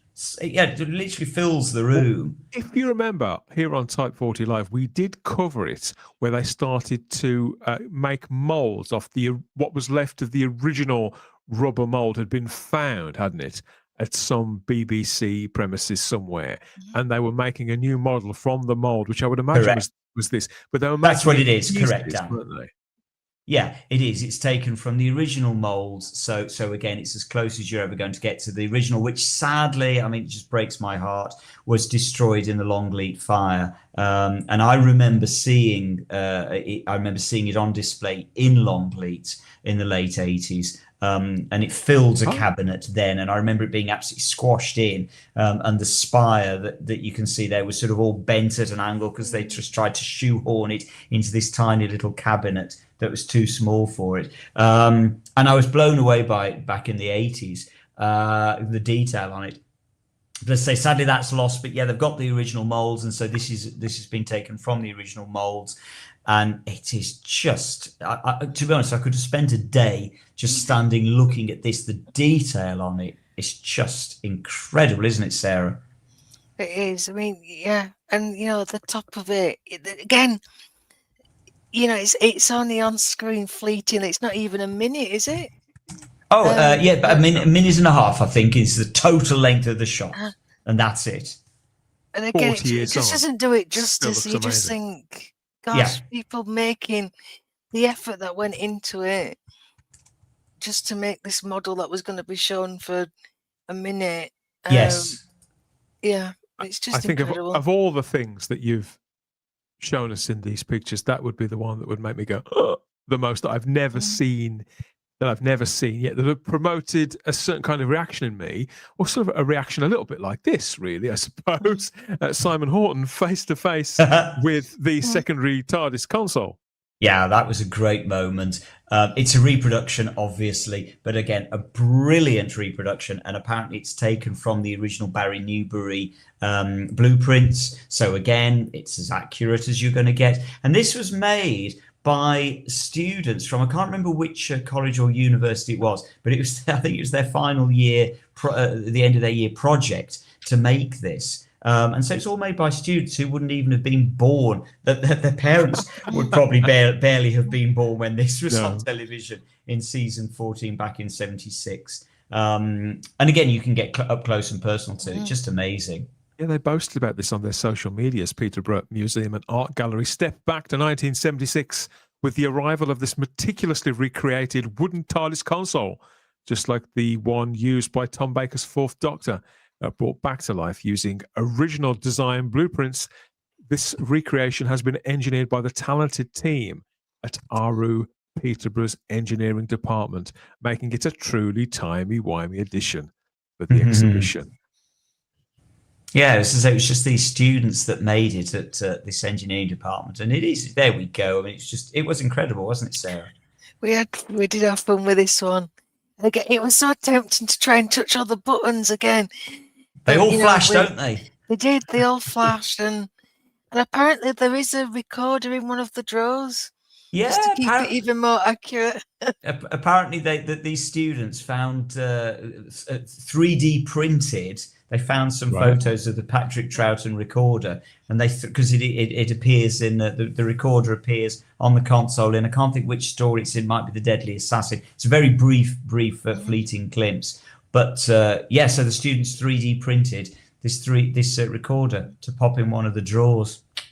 Amazing stuff. And Sarah popped it in her back pocket, and off she. Well, yeah, it was small enough. But this was a weird thing, though, because this had like the opposite effect for me, because I was kind of like, I didn't realise how small it was, because I don't think you get that sense of it in the story. So yeah, sometimes my sense of scale is just completely off. It's just to see what it actually looked like, its dimensions and everything in real life. Again, I was just blown away. And yeah, I mean, having that as your final project, I mean, what a treat. I can't imagine what they're going to do with it. I don't know who it's going to go to once the exhibition finishes. Who owns that, I wonder? There'll be a few arguments, I dare say. Yeah. When I see anything that's sort of authentic and 60 years old, you think, well, how trusting it is and how generous for people to let these things be seen, shown, admired again. Tunics that are nearly 60 years old. That was the one worn by, was it Mark Eden or William Russell? The Marco Polo, or was it? Oh, no, that's Julian Glover's from the Crusade. Correct. Well, you're right on both counts, Dan. Yes, it is Julian Glover's from the Crusades, but it is also Mark Eden's from Marco Polo. Oh. They reused it, so you're spot on both times. They reused it for during the Crusades. It's only in, I think it's in one of the episodes rather than throughout the story. What else are we looking at here, Simon? So what else we're looking at is we're looking at a reproduction. I think it was a reproduction of the first Doctor's outfit, wasn't it, Sarah? Don't think, or had that been used in An Adventure in Space and Time? Can't remember. But definitely was a reproduction. Yeah, but what you are looking at that Sarah mentioned last Thursday, what's that at the back of the shot, Sarah? That is Paul Darrow's uniform in Doctor and the Silurians. Correct. And apparently it also appears in the Invasion as well. But yeah, so no Fly Island. It's not the Briggs. We thought it was the Briggs for a sec, but no, it's Paul Darrow's. And in the front of the shot, and this is something that did blow me away, that is one of the original tunics from the Ark in Space. And I was just, wow, I cannot believe. And the condition of that was just incredible to see that original outfit from the Ark in Space. And the one on the right, do you remember what was the one on the right, Sarah? That is Rowan Atkinson's Doctor. That's right. Costume in The Curse of the Fatal Death, but we'll just gloss over that. But nonetheless, it's screen used, so if that floats your boat, it's another screen used costume. And what was particularly amazing about the Ark in Space outfit at the front there was just sitting nonchalantly at the feet of this outfit is the original medikit from the Ark in Space as well. It's the absolute 100% original screen used medikit with all of the little medical instruments still in place inside the sort of orange perspex box that was really quite memorable from that particular story. So again, just an original that I think that had been loaned by Matt Irvin. I think Matt Irvin owns that one now. So a lot of his stuff was in there. A lot of Matt's stuff was in there. Is that this? There we go. That's the one. That's it. And so you can see, you can see the little headpiece there that they put onto the hibernating people to revive them, and then there's the little gun there on the right hand bottom of the screen, and then those are the little sort of ping pong ball kind of things that they pop into the gun to help revive people, and it's all original there. I mean, look at the hinges aren't even rusted on this thing. I can't believe that's from 1974. And look at the quality of it, the condition of it. It's probably not been open since 1975. Probably not. Probably not. I don't ever remember seeing this. Somebody again might correct me in the chat. I don't ever remember seeing this on display anywhere ever. I don't remember it being in Blackpool, in Longleat. As I say, somebody would probably correct me in the chat, but I certainly have never seen it previously at an exhibition. So that was just really quite incredible to see that, and look, it's not broken. There's no damaged bits of orange perspex. It looks pristine. Yeah, we thought it was another reproduction, but no, that is absolutely the original prop. Yeah, just incredible. So seeing all this stuff, it just shows you how much of a factory almost they were to make props. Yeah, and I don't think we quite appreciate spot on. Like one episode. How much, especially back in Classic, when the BBC was sort of was one of the first in Britain to have this sort of dedicated department, And these guys were probably the first ones to test out a lot of these methods and what they could use to make this, and would that work? And it just shows how much, sort of like I said, under the surface, just this machine of what they had to make for story after story after story after story, how much costumes they had to get done, and it's sort of, you feel like a lot of the time it's the actors that get the attention, or it's the writers, or it's the showrunners. When it's a mini army basically that you need to make all this stuff, and you don't appreciate it till you see it laid out like this. And because of physical media, because of the extended life of again what was probably thought of, it would have been like 10 years later, nobody would ever remember this stuff. It probably wouldn't exist.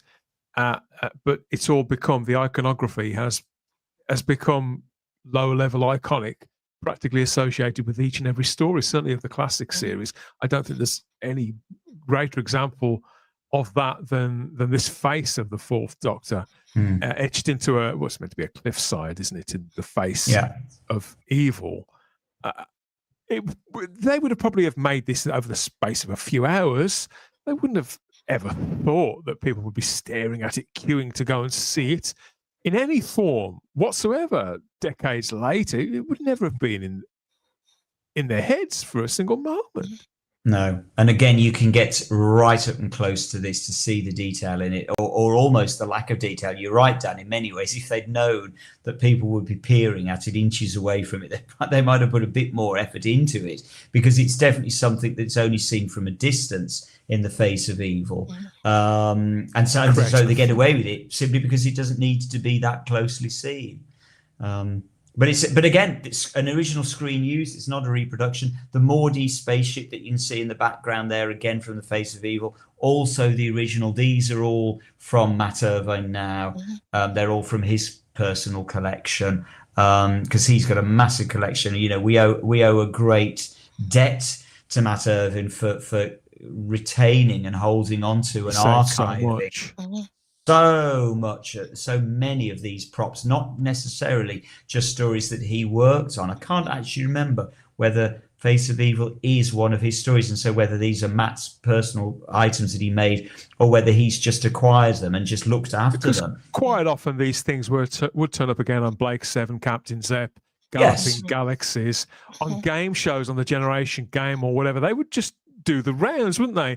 And so for Matt to be able to sort of tuck away what he could, it's a minor miracle. And obviously the models, the sort of the stock thing that we expect when we go to exhibitions of any kind connected with any kind of sci-fi, and it just seemed there was plenty of them there in one form or another. I mean, how charming is this one, Charlotte? It's a little Dalek next to it. Yeah, it's sort of cute, and you don't usually have that word when you think of Daleks, but I would say that's a cute little Dalek. The one that struck me the most, though, as an 80s fan, is this from Warriors of the Deep. I mean, that is absolutely striking. Dan, this blew me away. Again, I have never, ever, ever seen this in my life before. I again, somebody might correct me on this. I don't think this has ever been on display in any exhibition. Certainly nothing that I'm aware of. So this is for those people who don't recognize this. This is the Seabase 4 model from Warriors of the Deep. It's a big old model, has to be said. It is a Matt Irvine model. It looks big.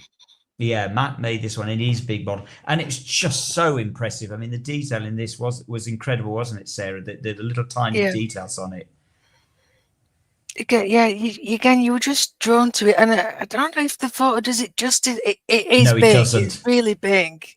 It is big, and as I say, the detail, once you can get up close to the detail, and again, it is behind glass, but you can get very close to it.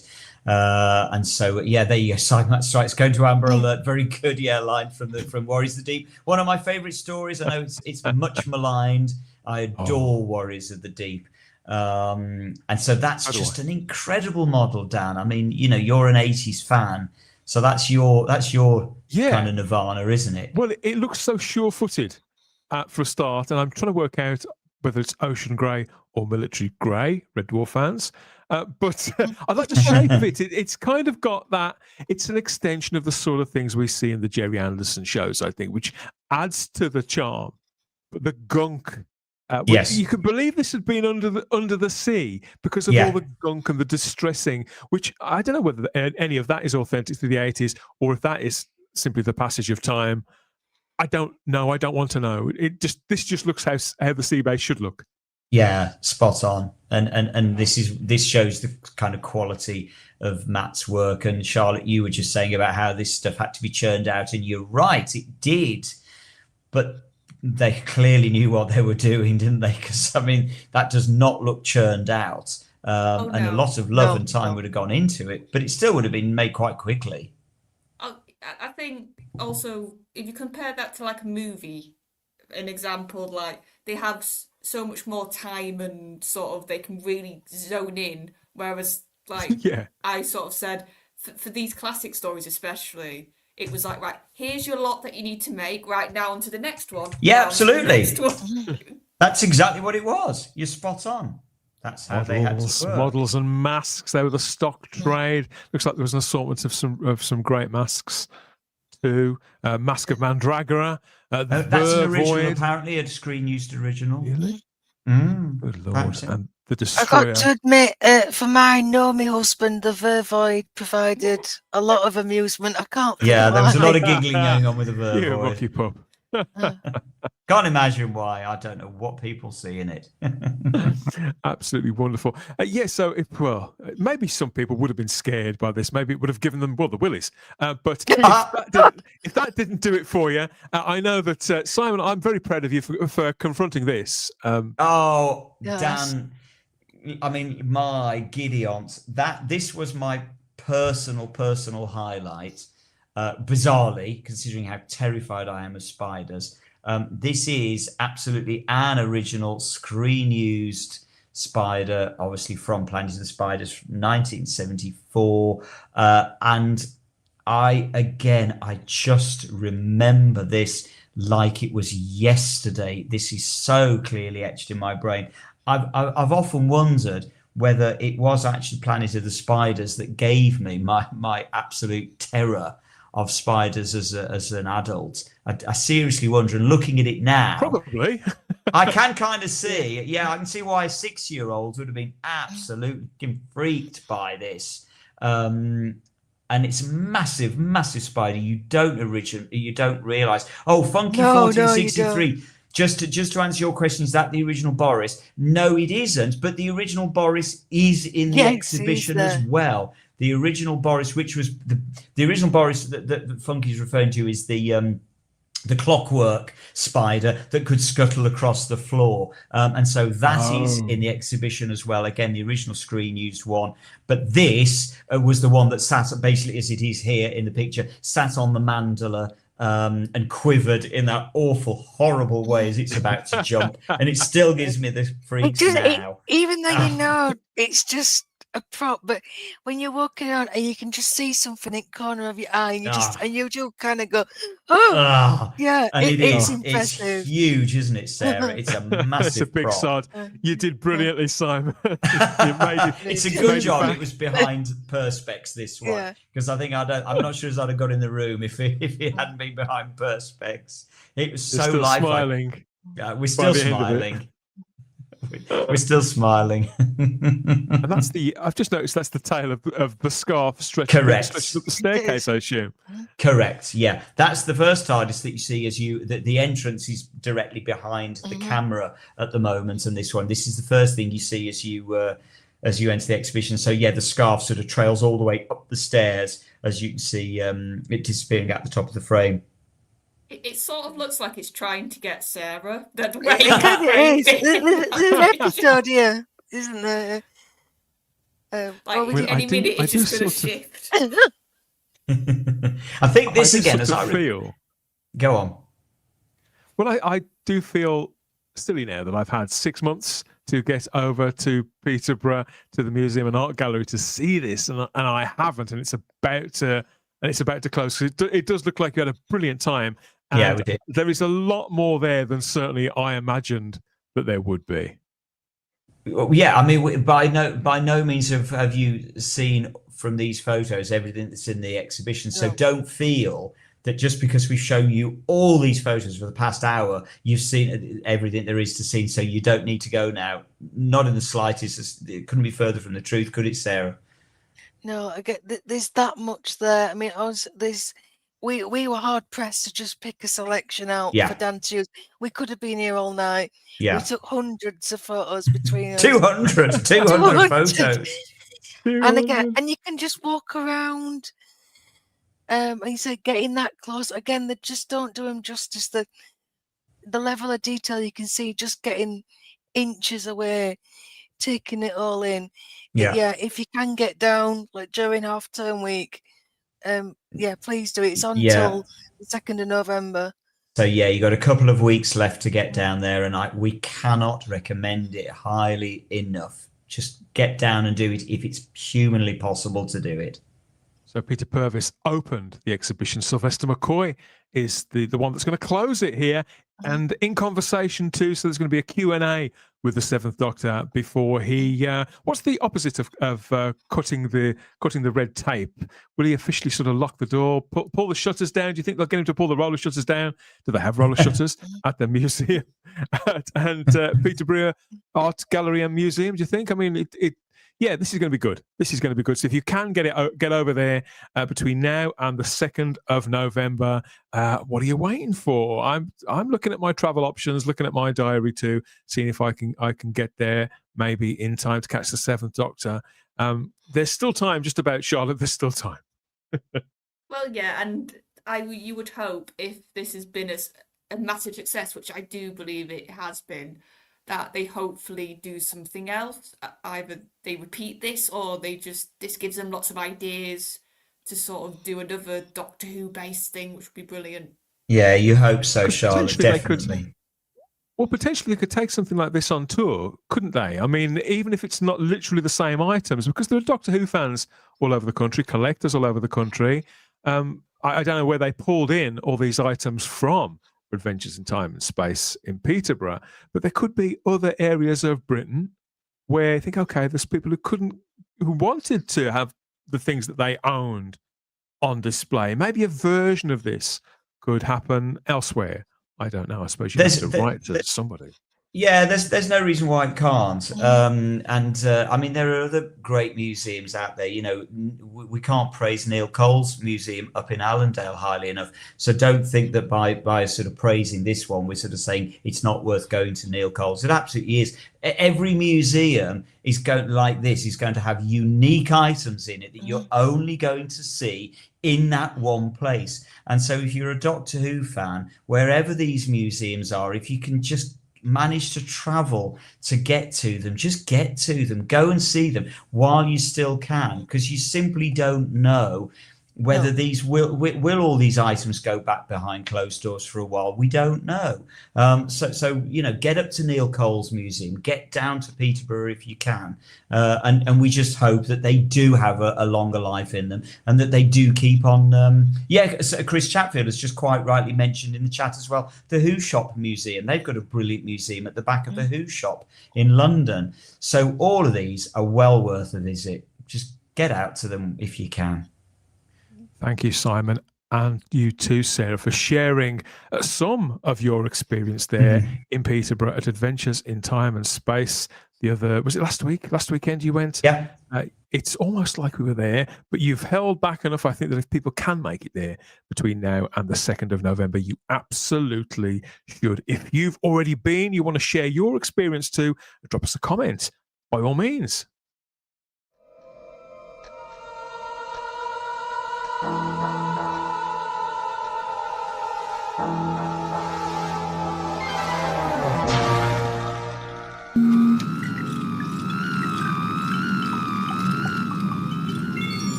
Yes, we are about to trundle off ourselves, but some of us earlier than others.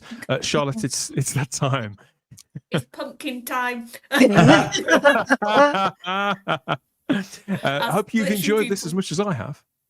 Oh no, it's been a lovely little virtual walk around, and I think Simon, if you ever want another job, definitely tour guide. Very good at your facts. Oh yeah, oh, it's Very brilliant. good at making sure we knew what was what. So it's been lovely, and to see the comments, to see actually a lot of the comments in the live chat tonight really engage and say how brilliant this was as well. So Good. it's been a joy, and I'll Thanks see for being you all here, later Charlotte. on Yeah, in the week. I'm glad you enjoyed it, Charlotte. I'll see you back here Night, later in the night. week. Good night, love. See you Bye-bye, soon. Charlotte. Night, night, night, night. And she's right. We've got lots of comments here. Let's take a look at some of those. Craig says, thanks for sharing those images, both. Very welcome. You're Thanks very for being here welcome. to look at them. Yeah, thank you, Craig. Yeah, I mean, this is what the intention was. I hope people don't think, we're boasting about what we've done. It's not that at all. We're desperate to showcase this. Yeah. We're excited to share.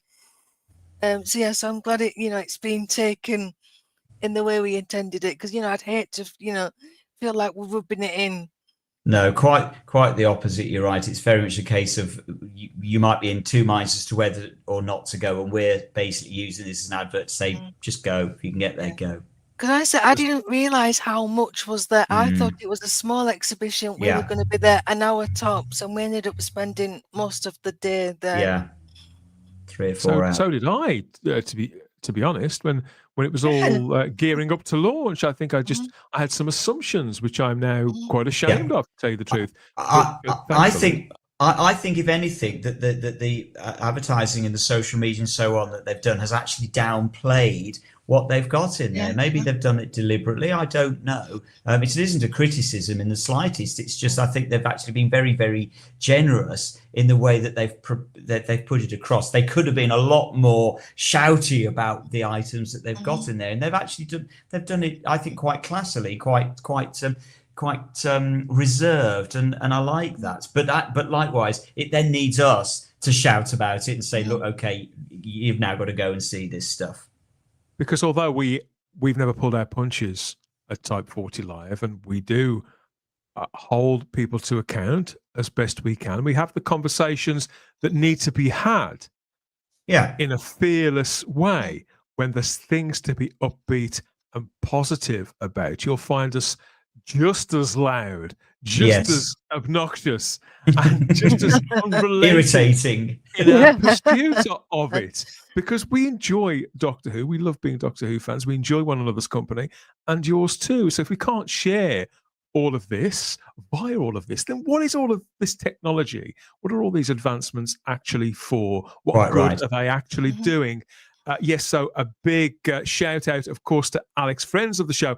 Alex at the Who Shop, lovely, lovely woman who came on the show a couple of years ago now. I have to reconnect with Alex. And Neil at the Museum of Classic Sci-Fi, the fabulous Neil Cole, one of our closest friends. Get up there, go and see what he's got going on there. The Who Shop Museum, yes, that's Chris Chatfield. Absolutely, very cool. Brilliant. Lord Thoth in the live chat here, one of our loyal moderators. He's been positively giddy with this because obviously he lives an ocean away. Yeah. So, they have their own things going on in the States that make us green with envy. Yeah. But in this instance, you can tell that Lord Thoth, he's absolutely loved this. And we're happy to bring it to him. Oh, I'm so glad, Lord Thoth. Well, this is where hopefully, again, what we've done with the show is we've shown people that just physically are never going to be able to get to Peterborough. At least you've seen some of this stuff and you know a little bit more about some of the props that do still exist out there in private collections, things that we didn't realise were still in existence. Some of them are. So hopefully the show tonight has done that for you at least. Job done. According to Jethrick here, he's off. He's off now. Fantastic. Jethrick. Get out on Wednesday. I can't miss this. So enjoy Wednesday. Let us know how you get on. What other show has these exhibitions so frequently?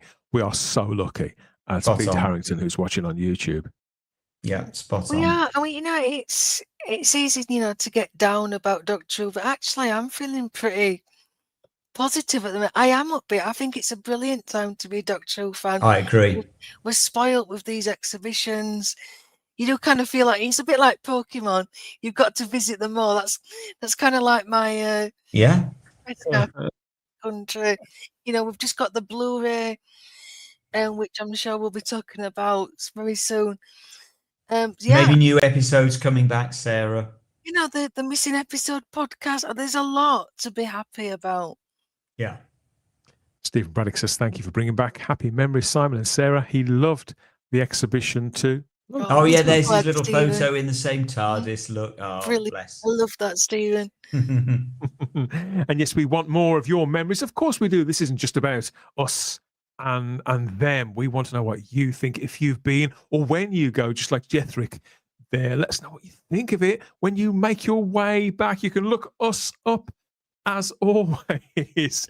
That's on Instagram and X at Type 40 Doctor Who. You can reach out to us there, our social medias. Join the Type 40 Facebook group and let fly. Drop a whole album full of your pictures if you wish, with your own commentary over there. Your favourite sort of bits and bobs. If you did go to the exhibition, or were you posing with your favourite prop next to your favourite prop, or did you even go in cosplay? I think some people did. I think you sort of went halfway there, didn't you, Simon? Oh, well, maybe. It was a very doctorish coat. But we've got to give a shout out to there was somebody dressed up as the Anthony Ainley Master there from Legopolis. Yes, there was. Looking immensely cool. So if you are out there watching now, you look fabulous, sir. Drop us a message. It was cool. That was in the cafe, wasn't it? And Yeah, we just kind of clocked each other. Yeah, and we went, oh, Ainley Master, and he went. The master just walked into the Don't cafe make and a ordered scarf, himself a so latte. So that was really fun. Oh, all those sights from across the decades of Doctor Who. We've got this from Tom from T12 Productions, who says, I wish I was next to that Quark prop. Oh, Tom, I know you love quarks. I know you do. And it is amazing to see up close. And Gary says, I'm going again on the last day of the exhibition and seeing Sylvester as well. He's not Good one for of the you. exhibits. He's working behind perspex. Although I wouldn't touch him unless he asks you to, unless he can reach his hand out to shake yours. But yeah, he's not on display himself. He's there as their guest. Craig asks, did Sarah enjoy Peter Purvis in Leeds yesterday? Well, we talked about that at the front of the show. Sarah's going to come back and tell us more about that, and she may be bringing a couple of people with her. They'll have to wait and see, won't they, Sarah? Yeah, well, yeah, trust me, yeah, you won't be disappointed. But yes, Craig, I had a fantastic time. More than honestly, again, I thought that I would do, because again, I didn't think, I'm not that familiar with Peter apart from the odd thing, and I thought, am I going to be interested? But yeah, I was absolutely blown away. Funky says, if I manage to get there, I will wear my Necros Morning Colours Colin Baker outfit. So we'll know him when we see him, won't we? Very cool. Yeah. Photos needed. Yes. Absolutely photos needed. Go for it, Funky. In for a penny, in for a pound. Quite right. And Chris from Black Glove Studios has just joined us there in the live chat. Good to see you, Chris, whatever time zone that is over there. You want to scoot back and watch the rest of it. Watch the rest. Fly Highland says, when he ordered his drink at the cafe, did the Ainley Master say, a new coffee? Quite right. Too. I bet he probably did, actually. He should have done. He should have done. We've been light on puns on this edition of the show, but they're bringing the A game in the final throes, aren't they? If you want more, of course, you can hit up the playlists for earlier editions of the show. More deep dives, our Ask Us Anything shows, which do exactly what they say on the tin. Our review of the Thursday Night Murder Club, which I still can't quite believe we got away with, and our regular early edition news, reports, and all that jazz too. Loads to just dive into. There are over 250 editions of Type 40 Live. Get stuck in and make sure you've got refreshments on standby. Oh, what a great show. What a great show. I feel like I've been to Adventures in Space and Time, but I know there's so much else left to see. Our congratulations, of course, to everybody who put that together in the first place. Miracle workers in some respects, I think, guys. And again, my gratitude to you both for sharing it with us, like a couple of kids in a big old sweet shop. Absolutely. Yeah, we're still giddy, I think, from it, to be honest. It made a great early edition of Type 40 Live, and there's more to come, all in good time and space, as ever, this coming Thursday, with an explosive big Who, as ever. I know it's It's not quite as bad as it sounds. So you can join us again for more of our blend of news, views, banter, nostalgia, and more besides from across the Whoniverse. We'll be back with a full complement, a full panel for the Big Who, and a one big talking point as ever. So make sure you're subscribed. Check you're still subscribed and hit the cloister bell to get all the notifications. Back off into space and time. And how else could we close out with this image of the police box there, the rear end? But I love that the way the windows are sort of painted as well, just sort of mismatched like that. I think that's very evocative of the 60s. Yeah, it's spot on. It was a lovely reproduction. I don't know where that particular TARDIS came from, the one that you can get right up to that we had our photo taken outside. But it's just a gorgeous. I still love the TARDIS. It's just, again, it's a design classic, isn't it? And with that, we are spent. We'll be back, I think all of us back this coming Thursday with more besides two. So we'll leave you waiting patiently for that. Enjoy the rest of your week, and we'll meet you back here at Type 40 Live, where we always have the time. If you have the space, we'll dematerialize and see you again soon. Good night. Bye-bye. Bye-bye. Bye.